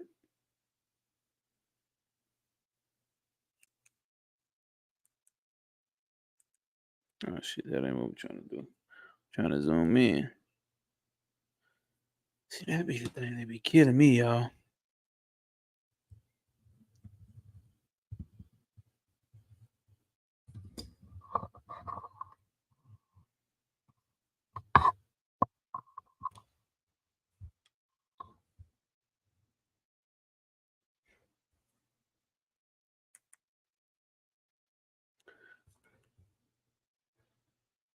I'm gonna just have to read it, y'all. People usually get frightened. I feel like I be getting it right sometimes, though. Why I can't get it right now? People usually be frightened when they are told about these things. But bold we must be. Hiding, hold up, but bold we must be. Hiding this fact is not the way to find a remedy. As you know, hold up. As you all know, a hare hunted by dogs put its head down and thinks itself safe. As you know, a hare hunted by dogs put its head down and thinks itself safe. When we take refuge in optimism, we act just like the hare. But that is no remedy. There are objections to this idea. But you may remark that they are generally from people who possess many of good things in life. I think even that's subjective, but many of the good things in life. In this country, England, I guess he was talking to England, speaking upon these principles in England. Let's see.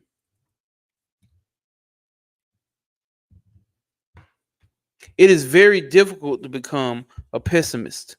Everyone tells me how wonderfully the world is going. Oh, the world is going on. How progressive it is. But what he himself is hold up. But what he himself is his own world. The same old questions arise again and again. People assert, check this out. People assert that Christianity must be the only true religion of the world because the Christian nations are prosperous. But the assertion contradicts itself because the prosperity of the Christian nation depends on the misfortune of non Christian nations. There must be some to prey on. Suppose the whole world were to become Christians, then the Christian nations will become poor because there will be no non Christian nations for them to prey upon. Thus, the argument kills itself. Animals are living upon plants, men upon animals, and worst of all upon one another, the strong upon the weak. This is going on everywhere. And this is Maya. Listen, this is Maya, nigga. Niggas think they doing something. I'm vegan. You niggas killing the animals. Save the animals. You niggas kill plants. Plant killer. You liquor. You lily pad licking son of a bitch. You niggas is killers too. Then Kendrick drop that song like we all killers. You know what I'm saying? You go out there and feed the poor. You feeding them GMO. You go out there and put millions of dollars up for charity for the for people to go get them boxes of food. You know what I'm saying? You know what I'm saying? Damn, what's that shit called? I forgot. We didn't got them before. We didn't have to go down there to the food bank, get them boxes. This shit wasn't nothing but fucking sweets, nigga.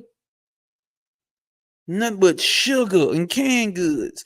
But Kept a nigga alive. Don't yo, nigga ain't ungrateful now. Just saying. Just speaking upon. Right?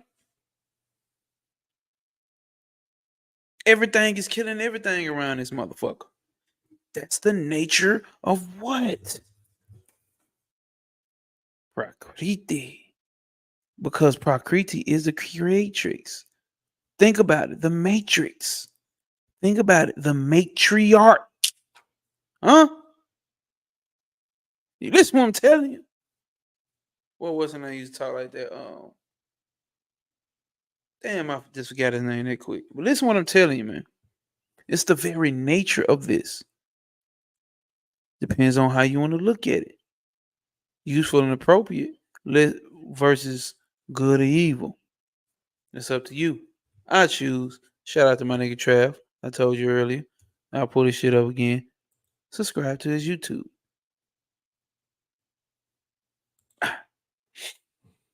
Let's see here. This is going on everywhere. What is the solution? God damn, I dropped my pen, y'all. What's the solution for this? Right? What is the solution for this? Is there one? Is there a solution for this? We hear every day many explanations, and are told that in the long run, all will be good. Check this out. Taking it for granted that this is possible. Why should there be this diabolical way of doing good? Why cannot good be done through good instead of through these diabolical methods? The descents of human beings of today will be happy. But, hold up. But, yeah, damn it.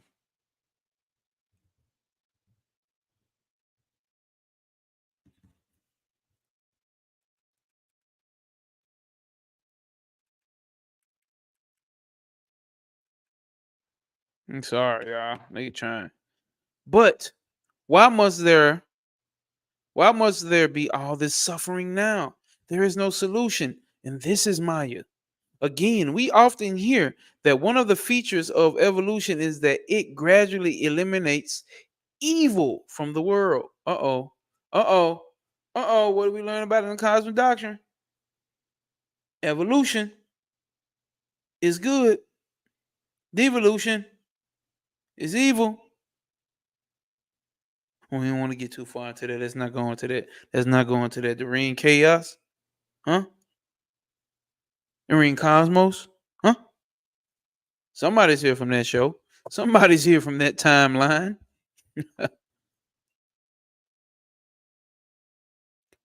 Again, we often hear that one of the features of evolution is that it gradually eliminates evil from the world until evil is completely eliminated. When it lasts, only good will remain. This is very nice to hear. It panders to the vanity of those who have enough of this world's goods, who have no hard struggle to face every day and are not being crushed under the wheel of this so-called evolution. It is very good and comforting indeed to such fortunate ones. The common herd may suffer, but they do not care. Let the rest die. They are of no consequence. Very good.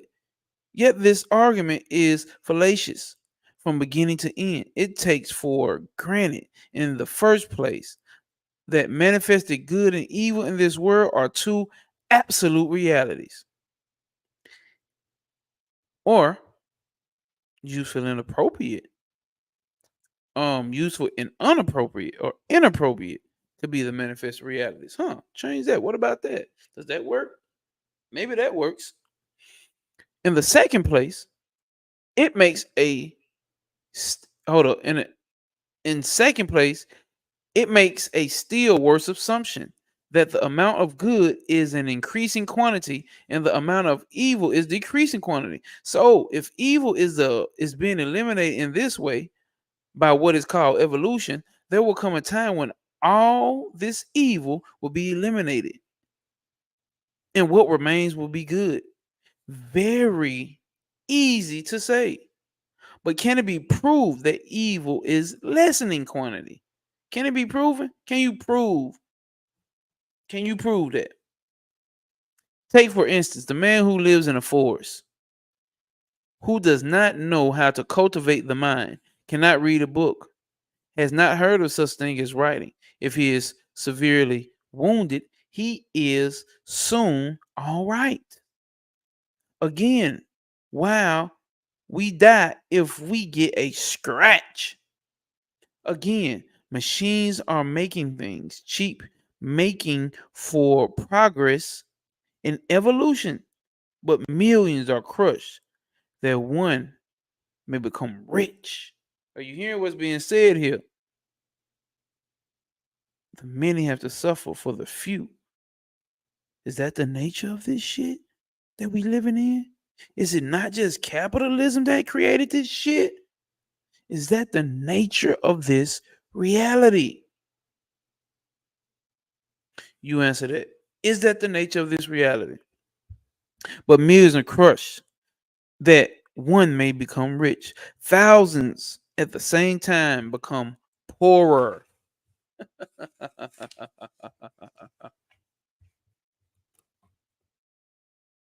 And poorer. The whole masses of human beings. Come on, man. Hold up, y'all.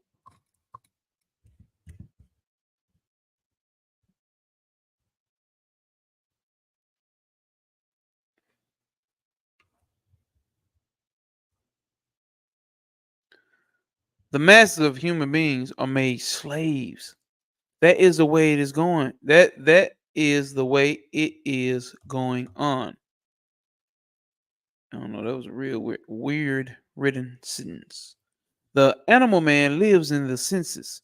If he does not eat enough, get enough to eat. What does he say? The animal man lives in the senses. We as human beings in America, bro, as human beings in general, we live in our senses, our five senses. Our five senses run our reality. That's what's running your reality. So how, if you not look at this, just what niggas got hanging around, how are you getting past these five senses? Are you mastering these five senses? These 4 to 5 elements that surrounds your reality, that creates your reality through you. Everything that you experience in reality is through the five senses, man. This is what's going on. The animal man lives in his five senses. He does not get enough to eat, he is miserable. Or if something happens to his body, he is miserable. In the senses, both his misery and his happiness begin to end. Check this out. What do we say the senses are down here? Hold up. Here's the 5 elements, 5 tattvas, the 10 mantras, the 5 senses and 5 elements. 5 senses, 5 elements. It says a man's, what does it say? His happiness begins and ends with his senses. His happiness and his misery begins and ends within his senses. He can't get past that. That's an animal man. If I don't feel good, I'm not good. If I feel bad, I'm bad. If I feel good, I'm good. If I'm happy, I'm happy. Everything's there to be happy about. We live in our 5 senses, bro. Taste, touch, feel, fuck, smell, see. We need to make sure all 5 senses are pleased. Animal. In the senses, both his misery and happiness begin and end. As soon as this man progresses, as soon as his horizon of happiness increases, his horizon of unhappiness increases proportionally. God damn, man, they are, boy. The man in the forest does not know what it is to be jealous.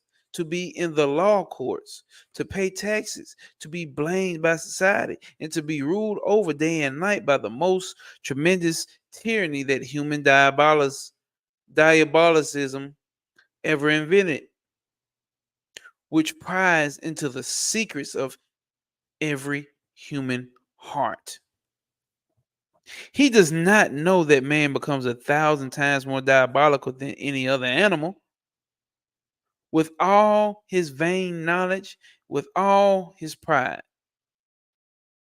Thus, it is that as we emerge out of the senses, we develop higher powers of enjoyment, and at the same time, we develop higher powers of suffering too. Mm-mm-mm. You know too much.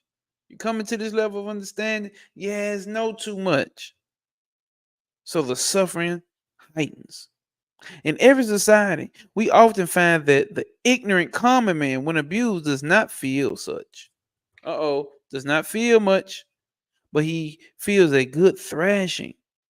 But the gentleman cannot bear a single word of abuse. Do you know what's going on nowadays? You can't say shit to nobody nowadays, boy. But the gentleman cannot bear a single word of abuse. He has become so finely nerved.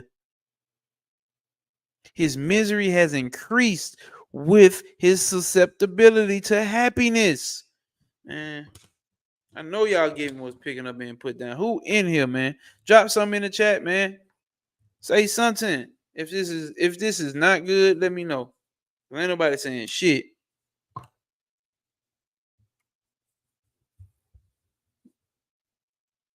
But the gentleman cannot bear his single word of abuse. He has come finely nerved. He has become so finely nerved. His misery has increased with his susceptibility to happiness. Is this boring? Somebody let me know. I ain't reading no more till somebody say something. Hell no. What about another book next time? Or because I got some more shit now. I'm trying to fill this shit out, see what everybody fucking with. And I keep going. This is fire. Not understanding it all, but I like this. Ask some questions. Talk to me, ask some questions. That's what we're here to do. We ain't just gotta completely read. You know what I'm saying? What got you, you know what I'm saying, throw it off? That's why I say we here to learn together. Like what's got you throw it off about it? What's got you throw it off about it? Talk to me. See, it's fire though. That's what's up. Talk to me. Ask me any type question. I'm gonna read to you. Come back with that question though. I'm waiting on you to drop that question. I'm not gonna forget about it. Show up again when you ask that question. Just say, you know what I'm saying. Say what's on your mind. Like I'm not getting this aspect about it, whatever it is. But the gentleman cannot bear a single word of abuse. He has come so finely nerved, his misery has increased with susceptibility to happiness. That's what happened over in America.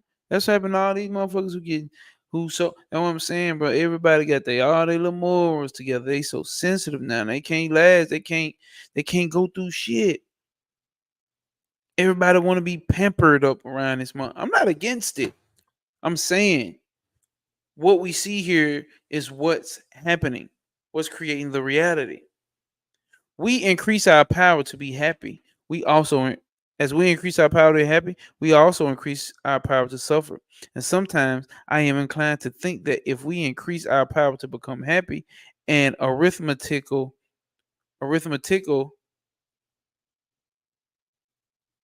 progression, we shall increase, on the other hand, our power to become miserable in geometrical progression.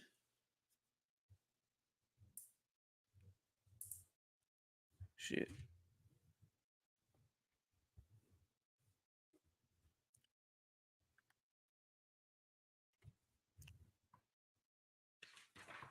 Let the camera keep moving around. Like, why can't I have it in one spot? Oh,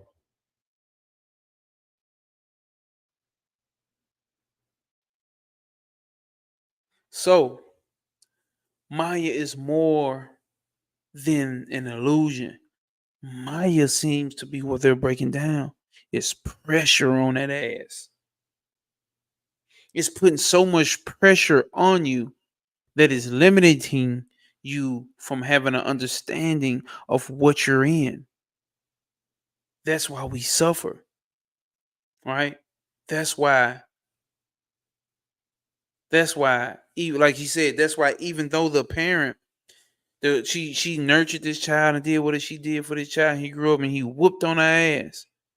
The child grew up and beat the shit out of his mama, but she still hung on. This is love. Like this world is tearing motherfuckers up and tearing us apart, making us go through misery. Even the high spiritual motherfuckers, they going through it, bro.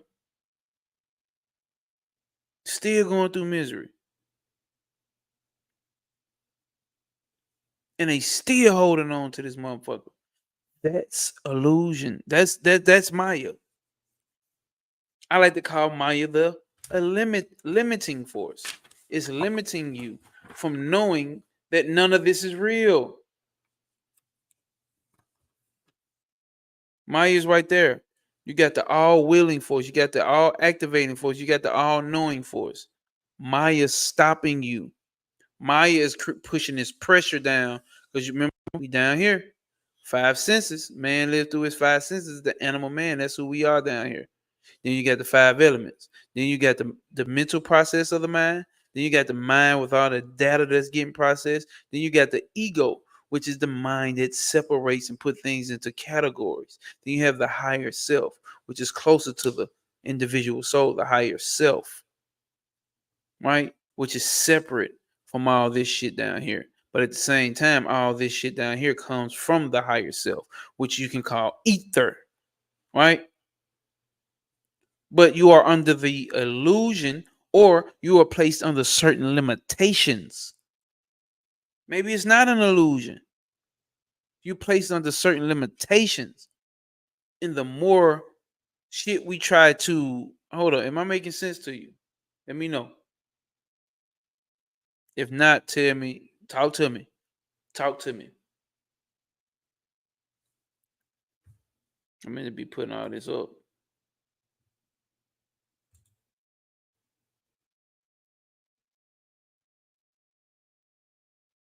Because even up here it's called the illusionary force, and that's what Vivekananda is breaking down in here. It's been called that.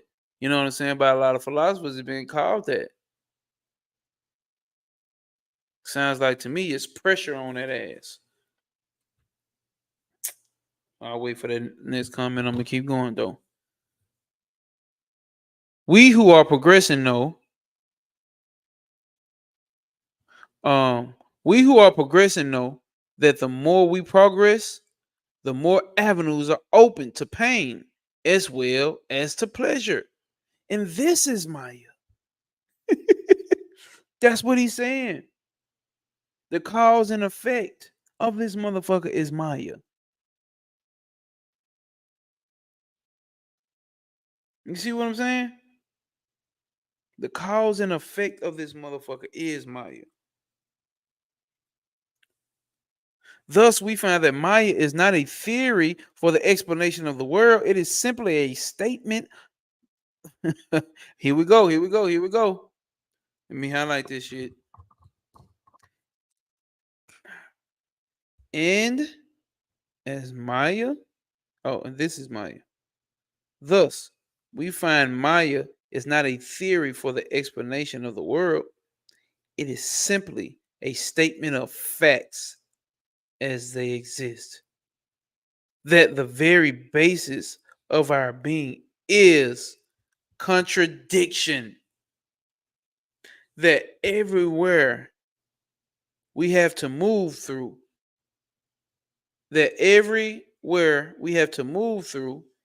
is tremendous contradiction. That whatever there is good, there must also be evil. And wherever there is evil, there must be some good. Whatever there is life, death must follow, as it is shadow. And everyone who smiles will have to weep. And whoever weeps must smile also. This is Maya. Nor can this state of things be remedied. We may vainly imagine that there will be a place where there will only be good, no evil, where we shall only smile and never weep. This is impossible. The very nature of things. This is impossible in the very nature of things. For conditions will remain the same. Whether there is power of producing a smile in us, there lurks the power of producing tears. Whatever there lurks the power of, wherever there is the power of producing happiness, there lurks somewhere the power of making us miserable. Thus, the Vedanta philosophy is rather optimistic nor pessimistic. It voices both views and takes things as they are. It admits that the world is a mixture of good and evil, happiness and misery, and that to increase the one must of necessity increase the other. There will never be a perfectly good or bad world because the very idea is a country. Hold up. There will never be a perfectly good or bad world. Why? Because the very idea is a contradiction in terms. The great secret revealed by the analyst is that good and bad are not two cut and dried, separate existences. There is not one thing in this word of ours. Hold up, y'all. We talking about it. There is not one thing in this word of ours which you had labeled good and good alone. And there is not one thing in this universe which you can label as bad and bad alone. Because what I can say good, you can look at it and say it's evil. What I say evil, you can look at it and say it's good. What I say is hot, you can look at it and be like cold. What I say is fly, you can be look at it and be like, boy, you dirty in a motherfucker. But that is not true. There's no one way for it. Contradictions. Man, hold up, man. Pull this camera out. God damn, y'all.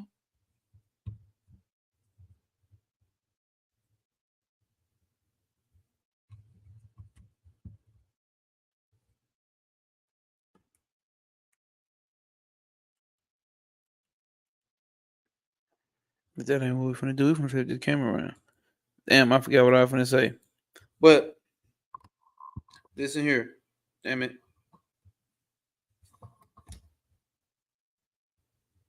Damn. We gotta be fucked shit up. Contradictions.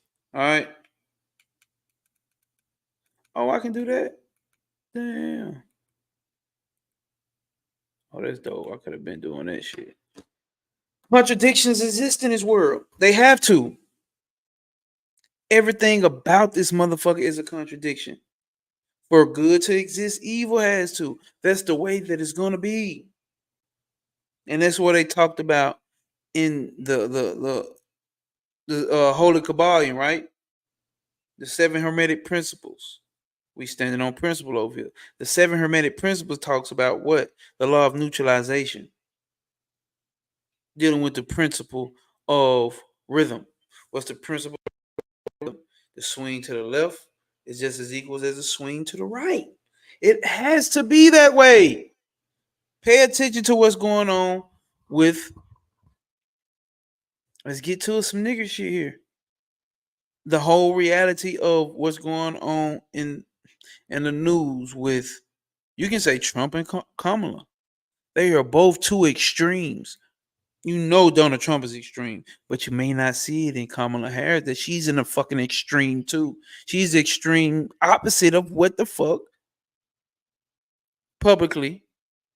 She's the extreme opposite of what Trump is. The pendulum swing to the right, the pendulum swing to the left. So as much success as Diddy has had,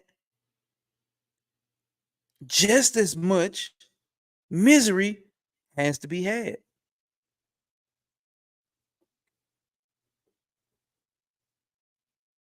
Dirt,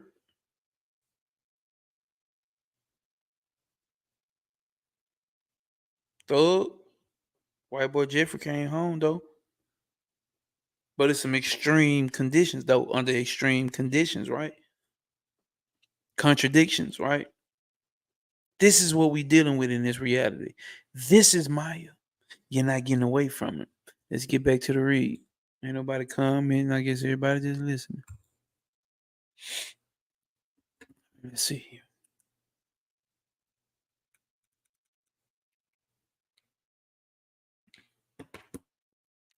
All right.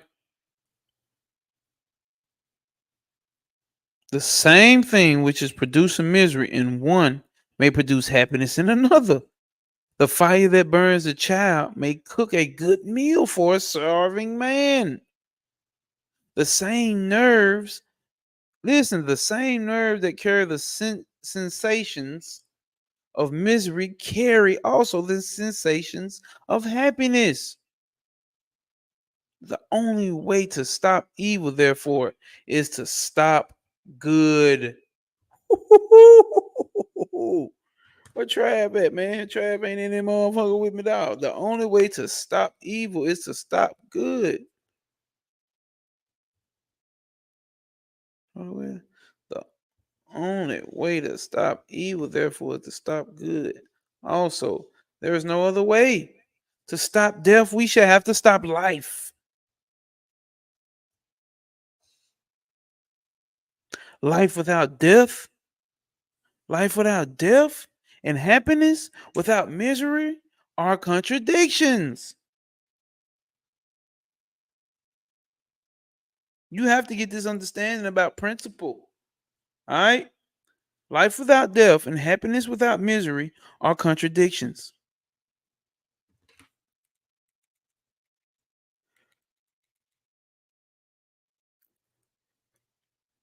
Contradictions. And neither can be found alone because both of them are different manifestations of the same thing. You thinking life and death is two different things. You thinking good is evil and is two different things. You think that God and the devil are two different things. They're the same thing. They are the same thing. Different aspects of the same exact thing. Because both of them are different manifestations of the same thing. What I thought to be good yesterday, hold up. What I thought to be good yesterday, I do not think to be good now. You know the dude you like yesterday? You don't like him no more. You know that woman you like yesterday? You don't like her no more. When I look back upon myself and see what were my ideas at different times, I find this to be so. At one time, my idea was to drive a strong pair of horses. At another time, I thought if I could make a certain kind of sweetmeat, I should be perfectly happy. Later, I imagined that I should be entirely satisfied if I had a wife and children and plenty of money. Today, I laugh at all these ideas as mere childish nonsense.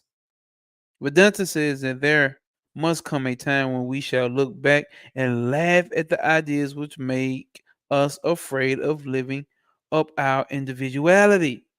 He's getting to his point now. I hope somebody here catching this shit. Ain't nobody saying shit in the chat, but cool. It's all good. Somebody gonna catch this on the replay and they're gonna be like, God damn. He basically saying exactly what I just said. Like that's why I said you gotta find human in shit, bro. That's why I keep laughing, bro.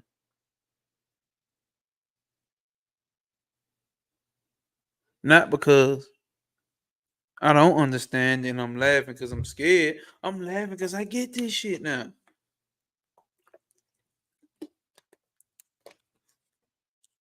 This is the advancement we trying to get to. It's not nothing wrong with having desires or cause and shit, but like You look back and laugh at the idea, which makes us afraid of giving up our individuality. You are tied, you are bound, you are controlled. Hold up. You are bound, you are controlled, you are limited by your individuality, by your ego, what you identify with. You identify through with shit through your five senses. Some people ain't picking up on it. Some people only identify with their senses. What he say about that? That's the animal man. I can only identify with what makes me feel good, what I see that looks good, what smell good, what tastes good, what sounds good, what smells good. As you picking up what's being put down here, life without death and happiness without misery. Oh no, we down here. Today I laughed at all these ideas as mere childish nonsense. But Dante says that there must come a time when we shall look back and laugh at the ideas which make us afraid of giving up our individuality. Each one of us wants to keep this body for for indefinite time, right? Each one of us wants to keep this body for an indefinite time, thinking he will be very happy. But there will come a time we shall laugh at this idea.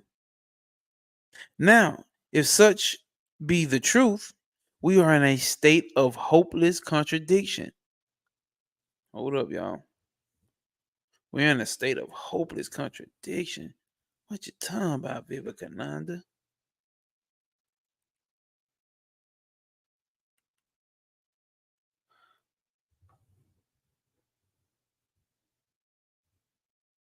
All right, I'm gonna have to exit out, y'all, so y'all can read show the page. If y'all still in here with me, say hey nigga. Hey nigga. Say something, say what, drop a 100 or something, this motherfucker. Hopeless contradictions, neither exercise nor neither exercise nor non-existence. Hold up. Okay, hold up. What did it say? We are in a state of hopeless contradictions, neither existence nor non-existence. Oh, my boy still here. My boy still here. We are neither nor non-existence, neither misery nor happiness, but a mixture of them.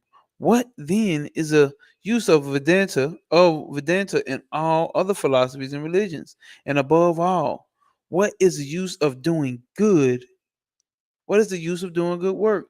This is the question that comes to the mind. If it is true that you cannot do good without doing evil, and that whenever you try to create happiness, there will always be misery, people will ask you, what is the use of doing good? The answer is, in the first place, that we must work for lessening misery, for that is the only way to make ourselves happy. Either one of us finds it out sooner or later in life. The bright ones find it out a little earlier, and the dull ones a little later. The dull ones pay very dearly for the discovery, though. The bright ones, the bright ones, hold on. The bright ones less dearly. In the second place, we must do our part because that is the only way of getting out of this life of contradiction. The forces of good and evil will keep the universe alive for us until we awake from our dreams and give up this making of mud pies. That lesson we shall have to learn and will take a long time to learn it. Sometimes it's multiple lifetimes that you're going through this. Y'all, this ain't shit just to learn in one lifetime.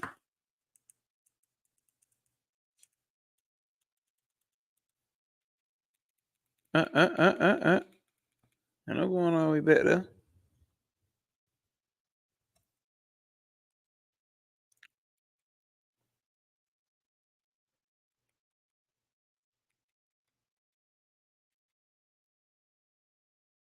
Where we at?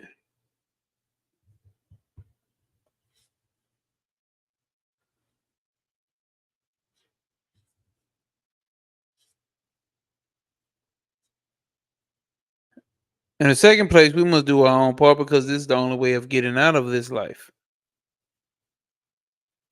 of contradictions. The forces of good and evil will keep the universe alive for us until we awake from the dreams and give up this making of mud pies.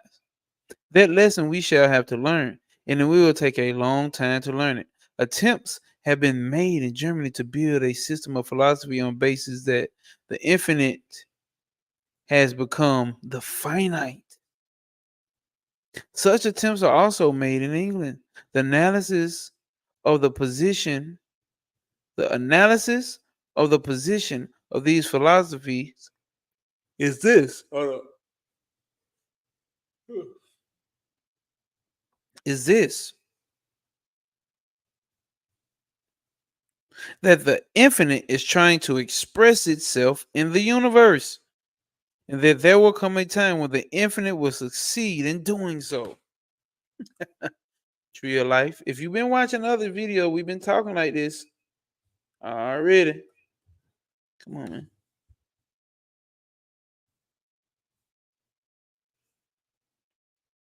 The infinite is trying to express itself in the universe, and there will come a time when the infinite will succeed in doing so. That's what we're talking about over there with that tree of life. The Kabbalah, the Kubbalah, that we all exist in the mind of God, and the mind of God is all that is, and never can be and will be. And God is not perfect, God is perfecting itself. I've been saying this. We've been saying this. God is perfecting itself. God is doing shadow work. God is understanding. It's coming into understanding. This is all very well, and we have used the words of infinite in manifestation, expression, and so on. But philosophers naturally ask for a logical, irrefutable basis for. Uh-oh.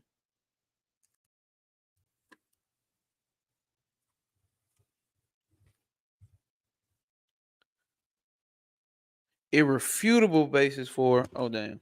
The statement. Damn, no.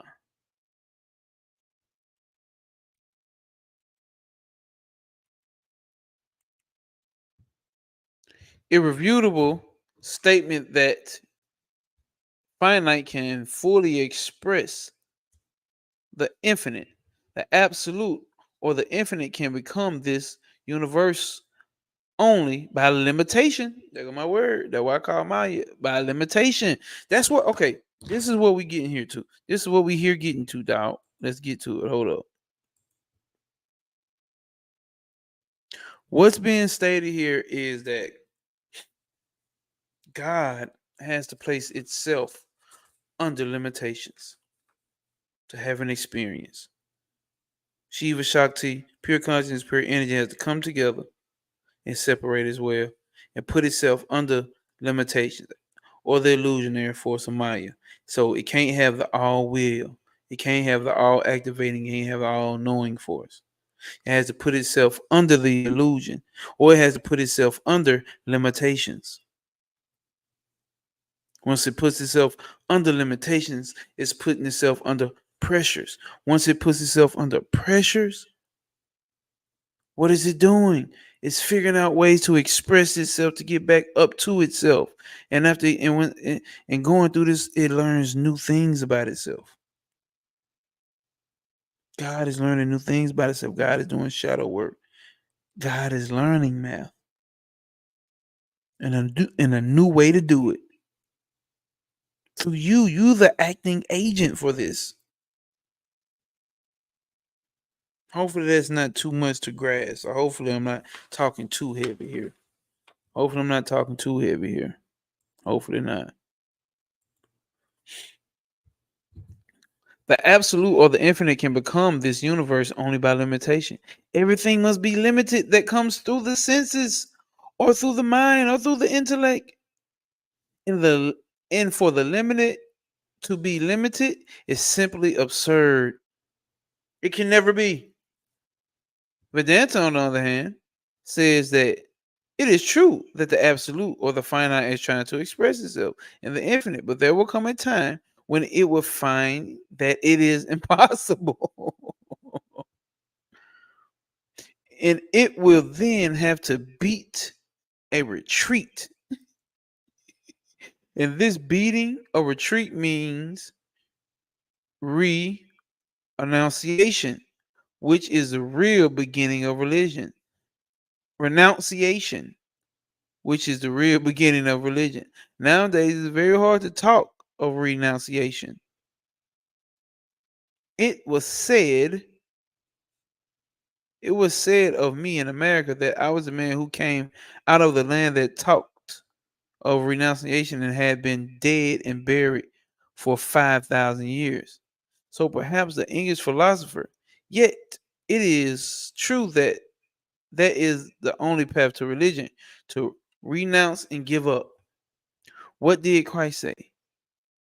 He that loseth his life, hold up, he that loses his life for my sake shall find it. Again and again did he preach renunciation as the only way to perfection. You have to submit to this is what this is. Hold up. Let's do another close-up camera. What did we say the other day when we did the book read on the 32nd path? You have to come into acceptance.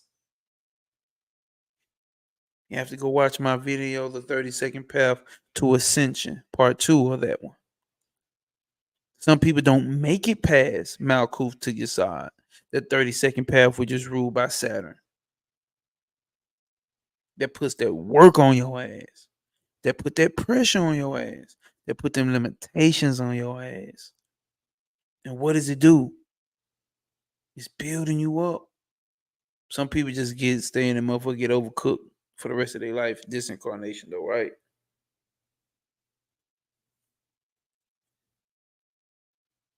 But one of the ways that it says that you transcend the 32nd path is acceptance. The word is fucked up. Evil is this. Good is that. And at the same time, ain't nothing. That's the only way to exist. That evil has to exist. It doesn't have to be called evil though. The unappropriate things exist. The useful things exist. At the same time as something unuseful exists. That's the reality of this nature. That's the nature of this reality. Let's finish, y'all. I don't think I'm gonna finish the book tonight. I may get to finish the next page. Yeah, we'll finish the next page. And I asked like if y'all digging this, I got something better. I know y'all was fucking with that 32nd path the other night. Strong. What we say strong with a K, strong. Y'all fucking with that strong. So I'm testing the water to see how we're gonna go with this shit, y'all. Let's see here.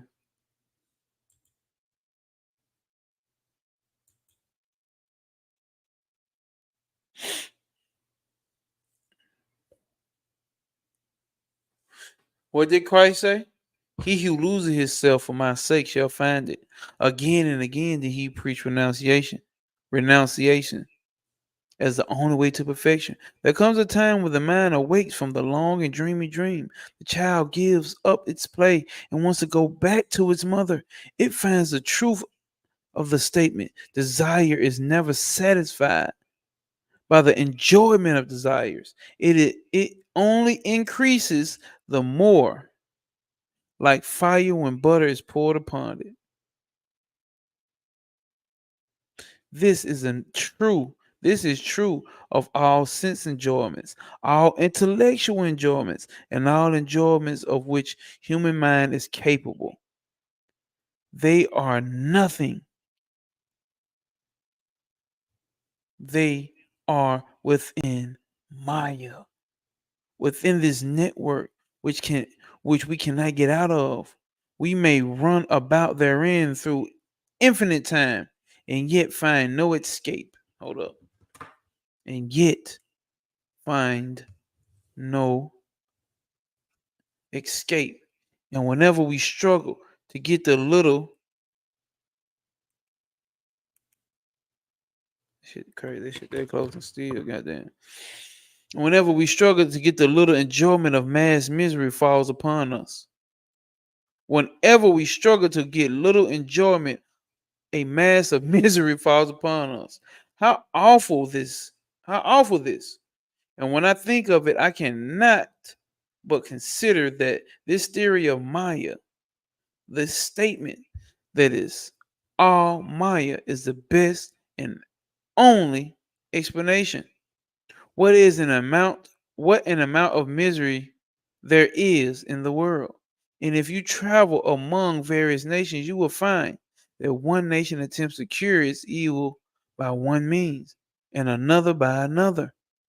The very same evil has been taken up by various races, and attempts have been made in various ways to check it, yet no nation has succeeded. Think about that, y'all. Why has no nation succeeded in this? What do you think? What do you think America's supposed to be? But the very fact that every motherfucking American can be rich and overcome something, somebody else has to be put. Somebody has to be put under. When you overcoming something, that thing, the very thing you overcoming, is landing on somebody else. It's just the way this shit is.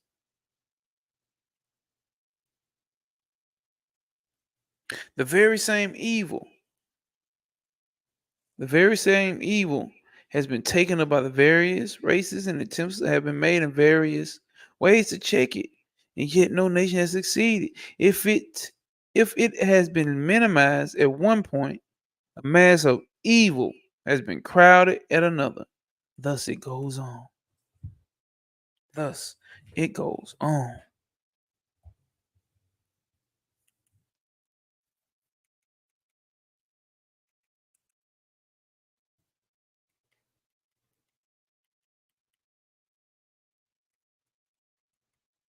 Hold up. The Hindus keep it. The Hindus. Shit, hold up. The Hindus keep up a high standard of chastity in the race, have sanctioned child marriage, which in the long run has degraded the race. The Hindus, to keep up a high standard of chastity in the race, have sanctioned child marriage, which in the long run has degraded the race. At the same time, I cannot that this child marriage makes the race more chaste.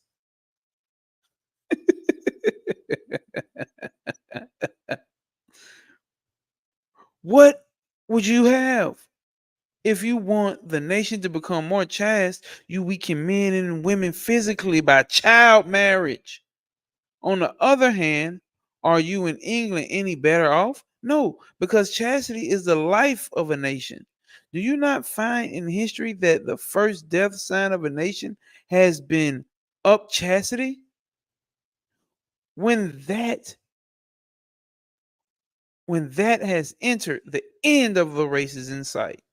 And damn, y'all, what is chastity? Up chastity. I know some shit, but I don't know every goddamn thing. Hey Siri. Siri.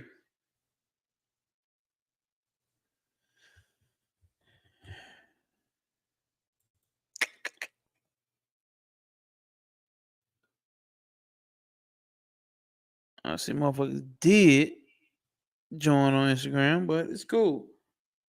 We still got motherfuckers on YouTube. Ain't nobody drop nothing in the comments. It's cool. Um, damn, my comments lagging. I said something about that shit a while ago. All right. If you want,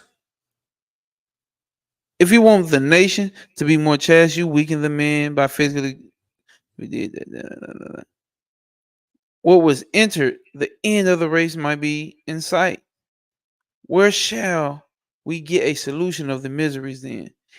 If parents select husbands and wives for their children, then this evil is minimized. The daughters of India are more practical than sentimental, but very little poetry remains in their lives. Again, if people select their own husbands and wives, that does not seem to bring much happiness. The Indian woman genuinely, I always wondered about that. The Indian woman genuinely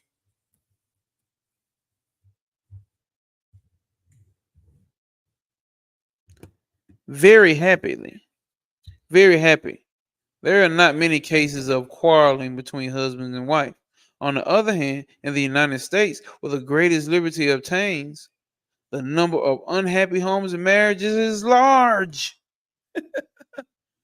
Chris Dixon, what up, bro? What up, bro? Wish you would have been here the whole time. It's all good, though. See, on the other hand, marriages in the United States, where there is the greatest liberties obtains, the number of unhappy homes and marriages is large.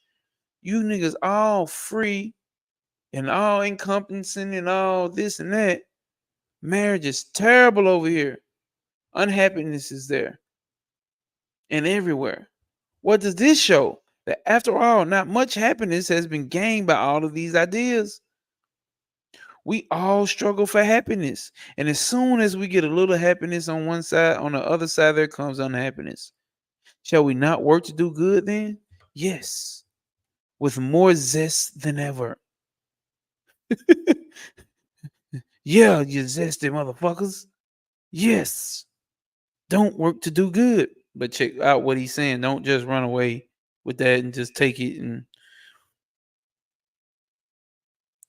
with more zest than ever. But what this knowledge would do for us is to break down our fanaticism. The Englishman will no more be a fanatic and curse the Hindu. He will learn to respect the customs of different nations. There will be less of fanaticism and more of real work. Fanatics cannot work. They waste 3/4 of their energy. It is the level-headed, calm, practical man who works. So the power to work will increase. I hope y'all hear me. The power of work, hold up, damn it, will increase from within this idea.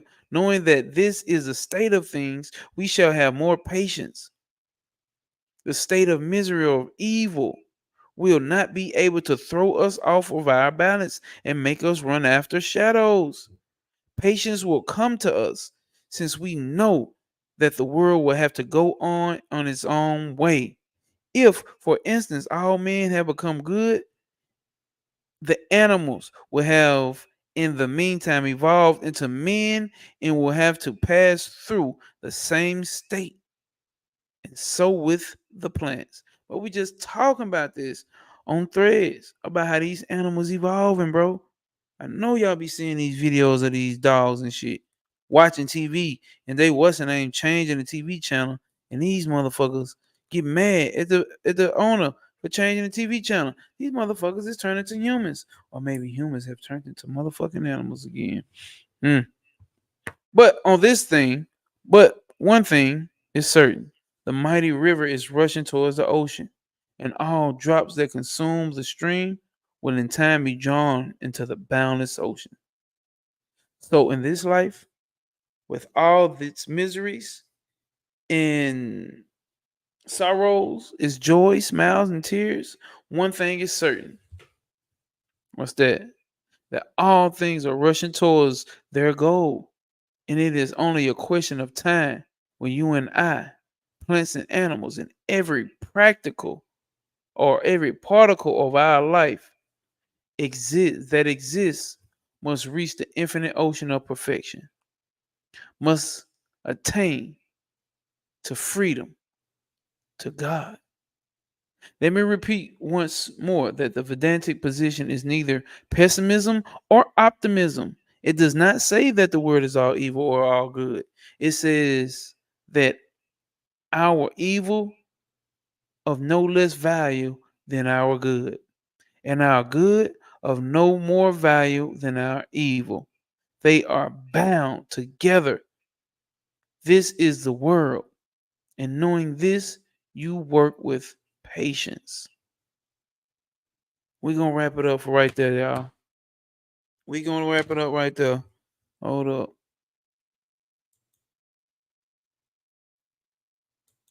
We're gonna wrap it up right there. I'm gonna highlight the shit out of that.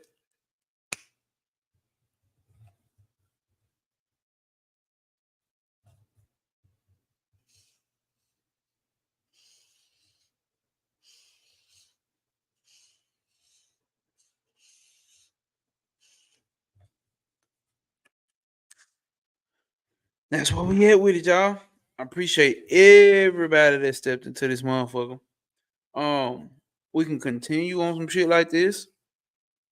But this book in specific, this shit right here was fire to me.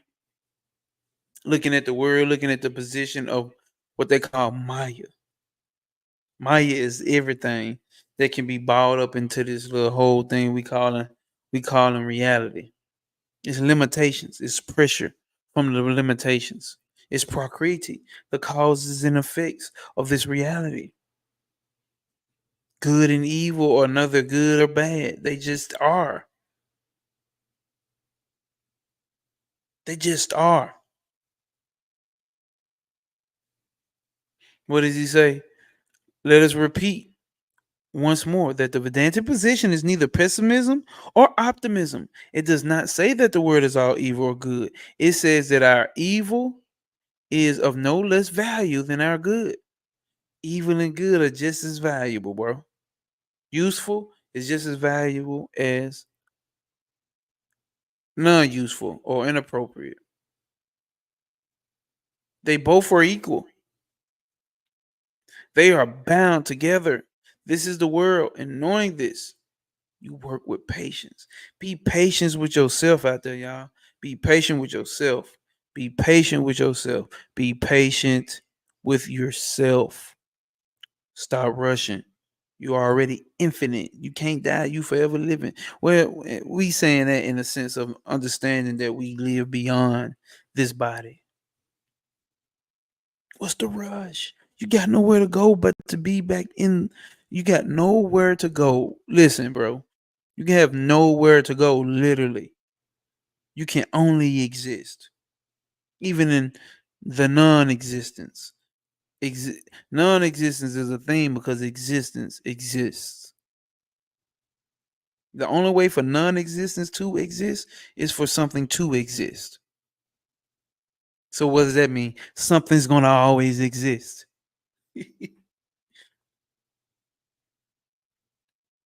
Be patient with yourself. Be patient with the next motherfucker, bro.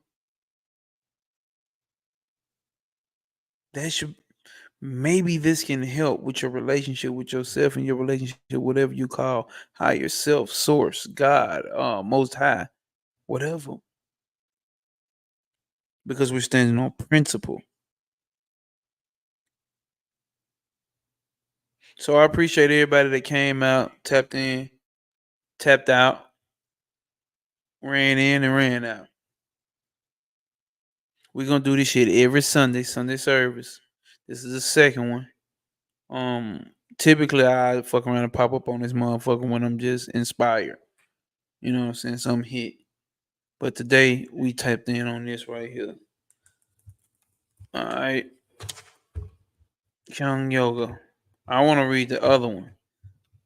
Might do it another day. The one that Trav had us reading. Not us reading. I haven't read it yet neither. I got it. Shit still in the plastic. But Trav had a book read on this shit. I already know, bro. Every Sunday we tapping in, y'all. 7 p.m. Central Time, 8 p.m. Eastern Time.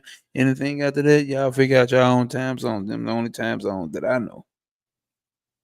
So that was young yoga. And that's just the part about Maya. We ain't even got into no shit for real. We ain't even got into no shit for real. Okay, okay, okay.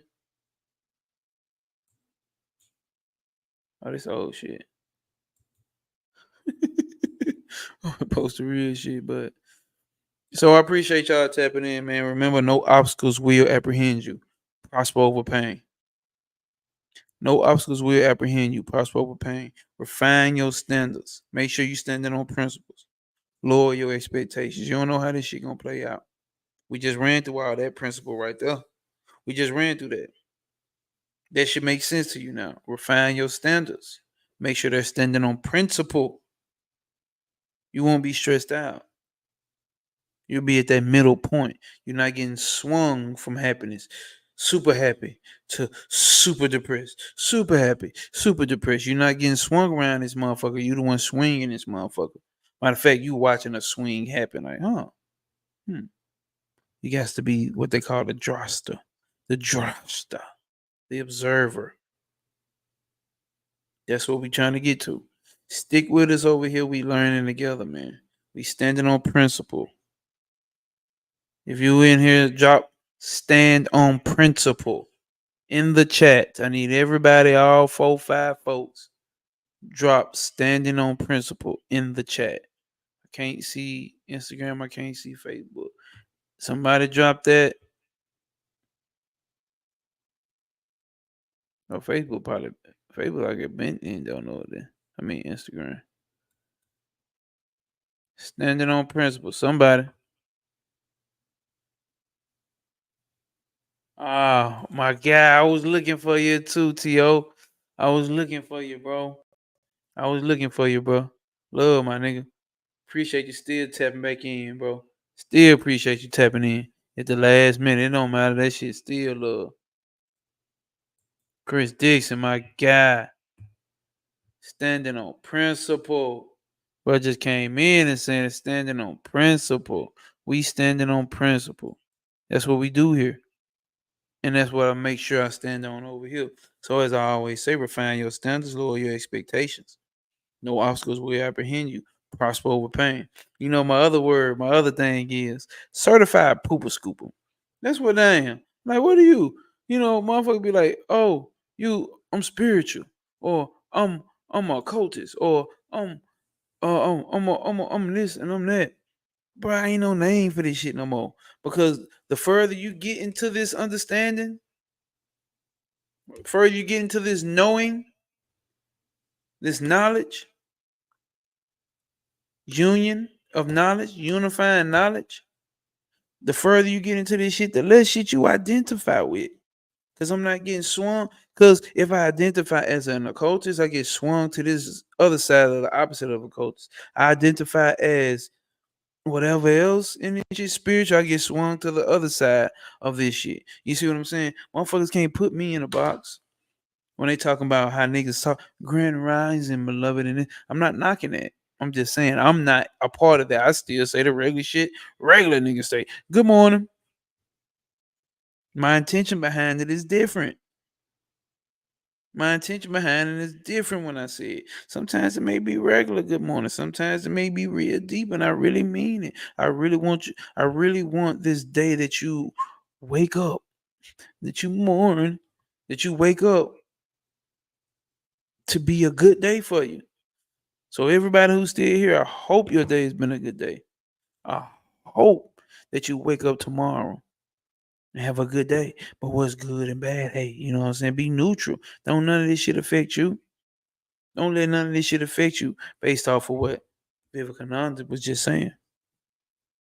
Yeah, bro, Tio, you gotta catch the replay, bro. Catch the replay.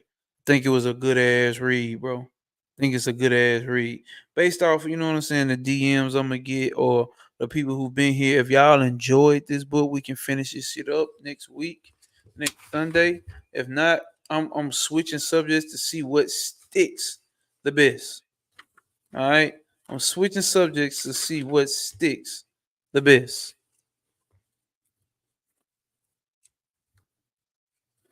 Hold up.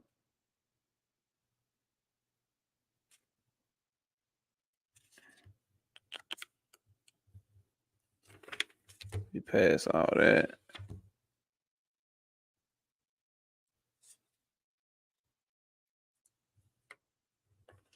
Hold up. Fuck it. I'm gonna read this last little passage. Cause I still want to read. Now I got some more people in here, bro. Like, damn, bro, you can't just. All right, we're gonna go to the next. What's the name? We're gonna stop. It says, what for? Why should we work if this is the state of things? If this is the state of things, what shall we do? Why not become agnostic? The modern agnostics also know that there is no solution for the problem. No getting out of this evil of Maya, as we say in our language. Therefore, they tell us to be satisfied and enjoy life. But here again is a mistake, a tremendous mistake, a most illogical mistake. And it is this: what do you mean by life? What do you mean only the life of the senses? Do you mean only the life of the senses? That's what my bad. Let's read that again. Where we at? What do you mean by life? Do you mean only the life of the senses? In this, every one of us differs only slightly from the brutes. I am sure that no one is present here whose life is only in the senses. Five senses we talking about here, y'all.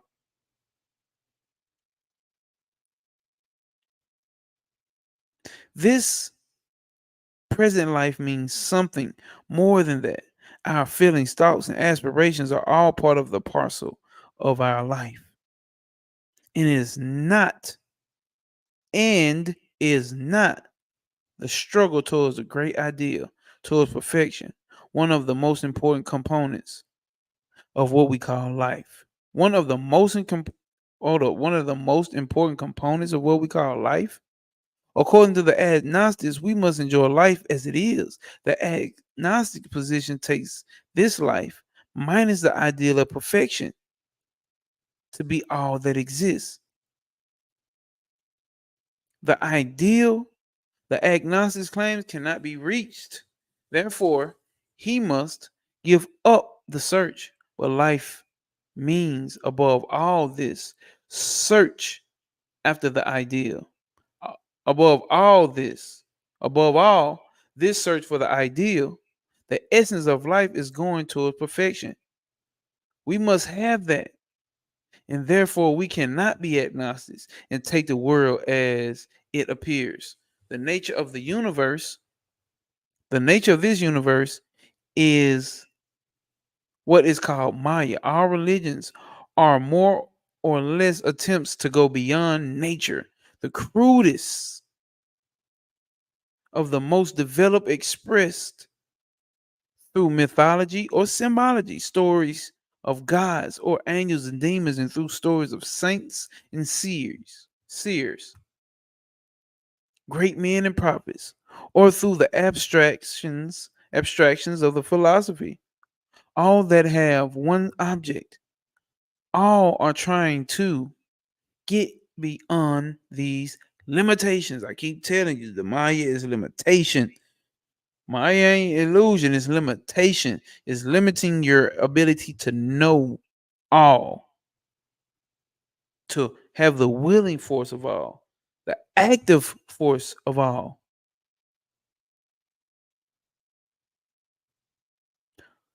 All have that object. All are trying to get beyond these limitations. In one word, they are all struggling towards freedom. Damn, I want to keep reading, y'all. Phone is on 1%. Computer getting hot. Y'all stuck it out with me. Remember, refine your standards, lower your expectations. We certified pooper scoopers.